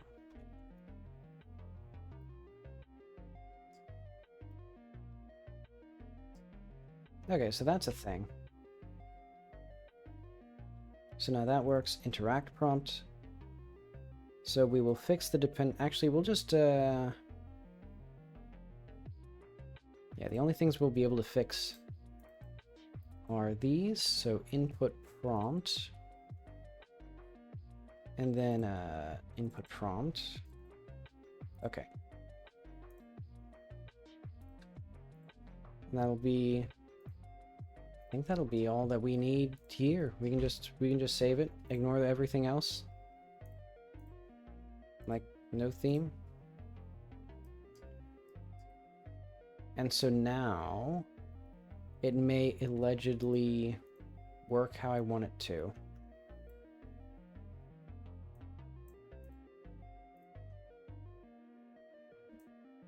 I'm realizing this does not let us move, but okay. Layout direction. How do we, what's our size? What's our grow direction? Oh, wait. This isn't a pan. Okay. Hang on, this needs to be a panel container. Oh, it is a panel container. Well, it should be named that then.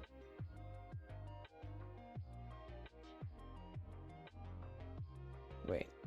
Huh? Oh, this is the input prompt. Okay. Why does it have this? Did I mess up the scripting? Oh, I did. This needs to be here. This is the input prompt, which has, I mean, I assume it has the correct thing. Not quite.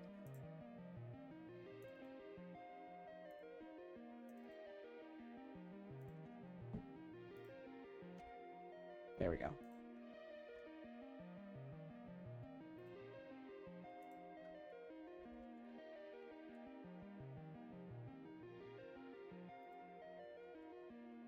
Okay. So, if current item has method get act name, show wisp. Okay.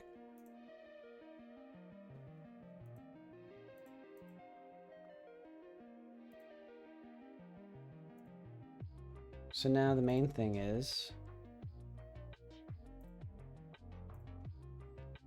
Oh wait, we should have these have the ID probably. So the interactables should be like this, where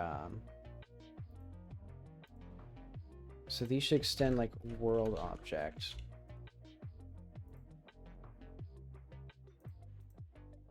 And then we can like plop these in here and like not have this.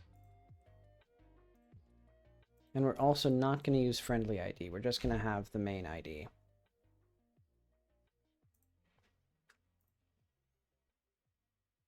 So that way we have like a cube. And then we have a sphere, whatever it was. Hang on. Where the heck are the meshes? Interesting that it chose to remove them. Okay, well, whatever. This will be a box mesh. Beloved box mesh. This will be a sphere.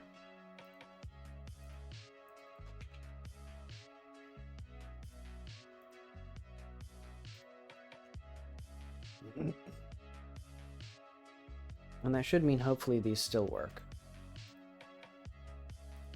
Okay. How much is broken still? Will the game even run? Not quite. Invalid assignment of key enabled value prep bool on a base of object type mesh instance 3D. And that's because these wisps don't have their scripts attached. Which is interesting. Like, these are supposed to have these.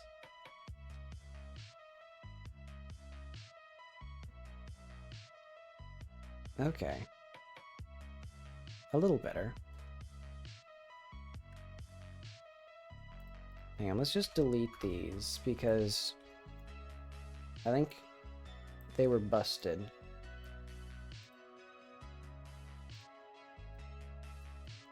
Yeah, so we need them to just do what they do best, which is do their thing.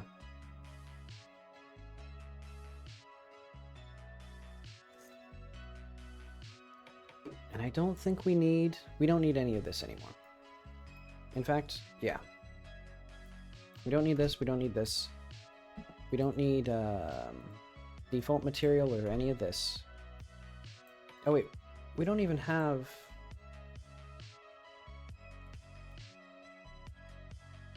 Interesting, I did not realize that I had basically taken this and like...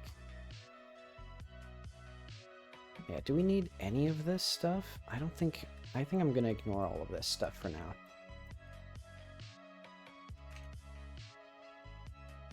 In fact, I don't even think we need the map.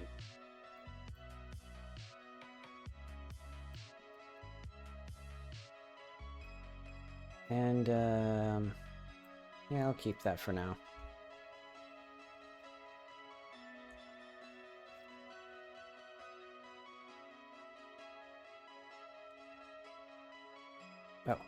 Oh. Let's say cam yaw. Global transform origin.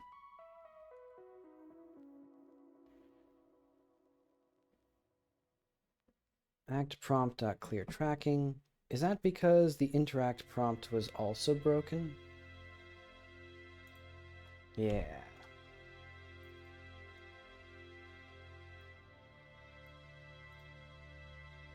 And you know what? I'm also going to rename this.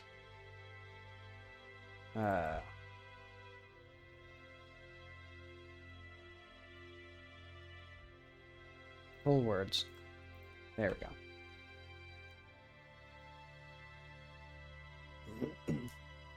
So now, I can go up to the thing. Holy crap. Look at that. Holy freaking crap, Lois. It works. Okay, now the main thing that we need is an input map. Interact. And so that means that taking a photo should probably be like...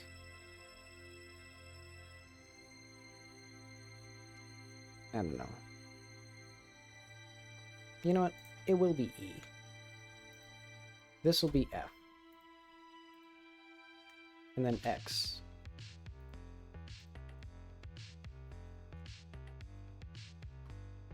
And then it should still just work. Oh yeah, music died. Thank you, YouTube.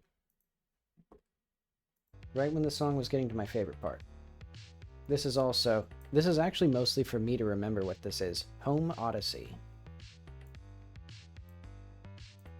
Because I also don't know what music is playing. I've listened to... There's so many of these. But okay. So we can see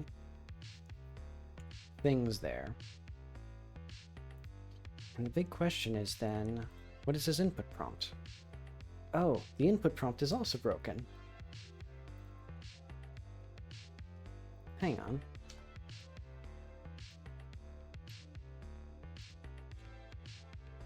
Okay, so this should be like interact. And then when we do this, let's, I guess, just remove these.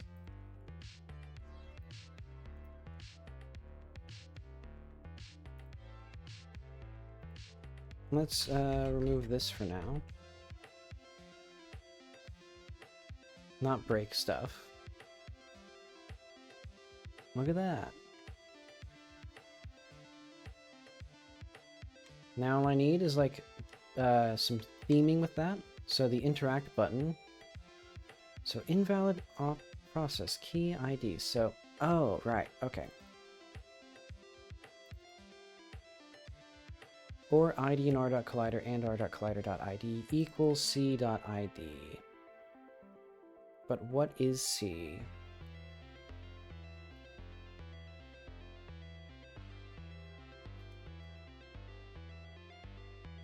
Let's do if not, or if, ID not in C. Push warning. Invalid object. Oh wait, no, it's not. Oh wait, no. Hang on. Var if. No, let's do var info equals c dot get info. What do I want to do here? No, you know what?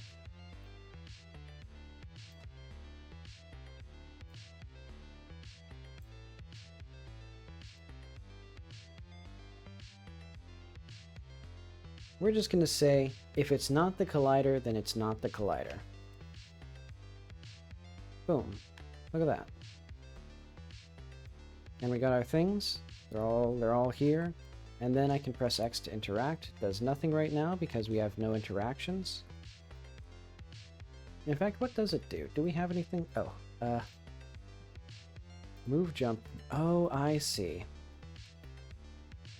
We don't need any of the input buffering, actually.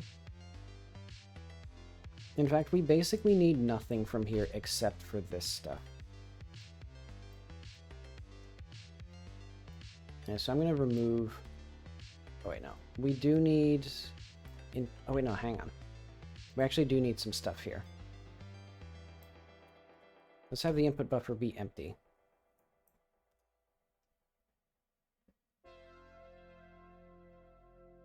And then we don't need this.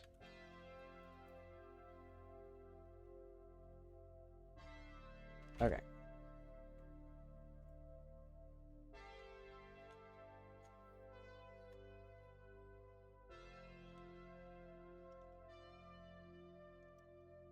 And then if we go to keyboard, look at that. F to examine. It starts moving upward for some reason, but interesting that it chooses to do that. Okay. So switching from keyboard to controller does some weird things with the bug here. It goes up as between keyboard and gamepad. Okay, the big doozy is going to be adding the dialog back. Wow, it really fucks up. Why is it up there?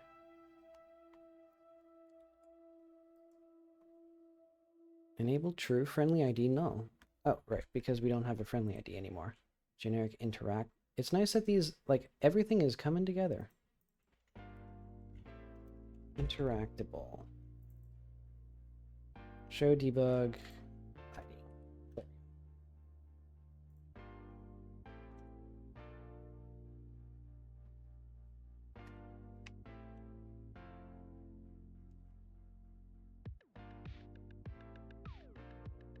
So you can see with every input, actually, it goes upward. So if I like,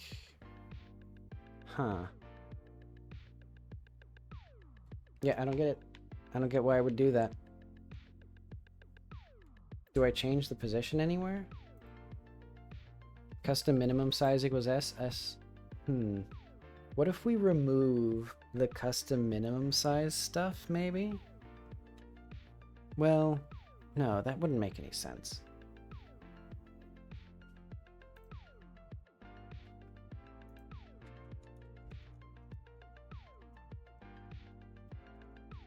Layout direction. No,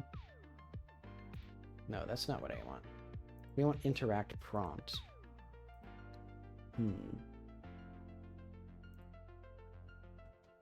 So like expand, grow.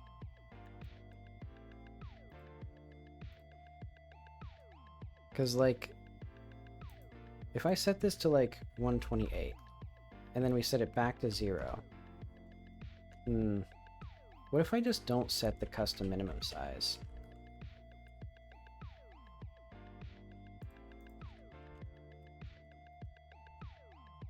What is happening? I could have sworn there was like a minimum size in here. Am I just going crazy? I guess it's just not in here. Oh, it is in here. It's just not... Oh, it's because this. Thank you, Godot. Okay, I'm removing custom minimum size from here. And seeing what happens.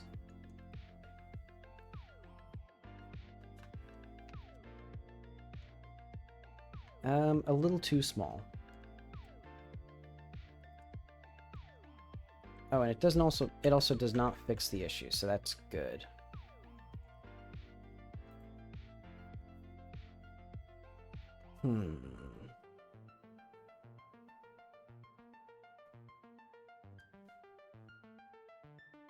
Okay, let's go to the player. Because I'm thinking the main thing is that we don't have elif event.isAction pressed. In fact, hang on. Thank you, Godot, for not letting me input management dot pressed. Interact if interactable self. And you know what? This is going to be an interactable.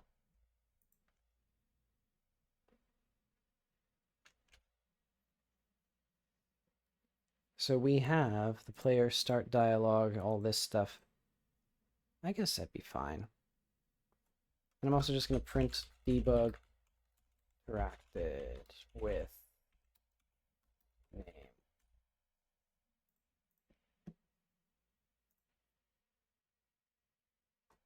What's this? I don't hear anything in the music. Okay, there we go.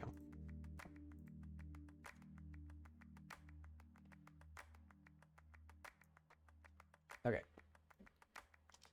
So now we do have 2 of them. So interacted with 3D twice.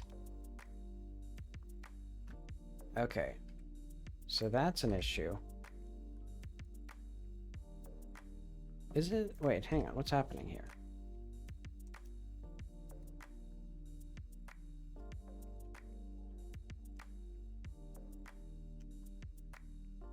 I don't understand. Because there was definitely 2 when I pressed it once before. And this one... Okay, so that's twice, but there's 3 prompts there, clearly, I think.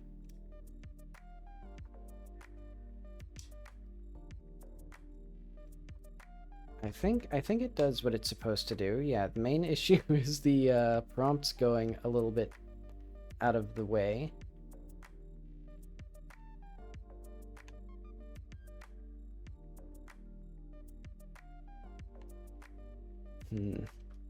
But okay. I think that should be where I call it for now.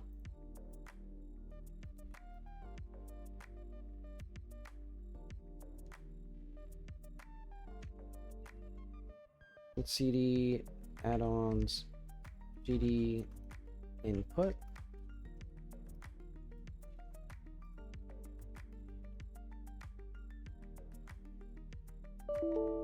It dot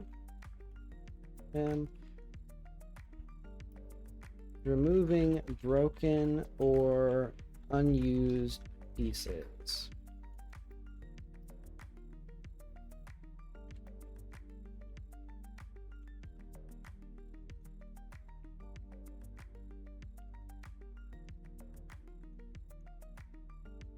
Okay. Interaction works. Oh wait, no. Now we need more stuff. We need like a dialogue. So like implement it. Actually, yeah, let's evaluate our thing. So the camera stores images. It does not do this though. So we can track who's in it. So we can't do that. We can't do these. The bugs, make sure there's a respawn when falling, shape cast, make it look nicer. This is more of a camera thing, like a feature. Prompt goes up as I switch. Make sure things are paused visible at correct times. Implement, so I guess just like make it a nice module. Or make a cross-game module. Speech bubbles. Or, you know what? Let's say like simple box at the bottom of the screen.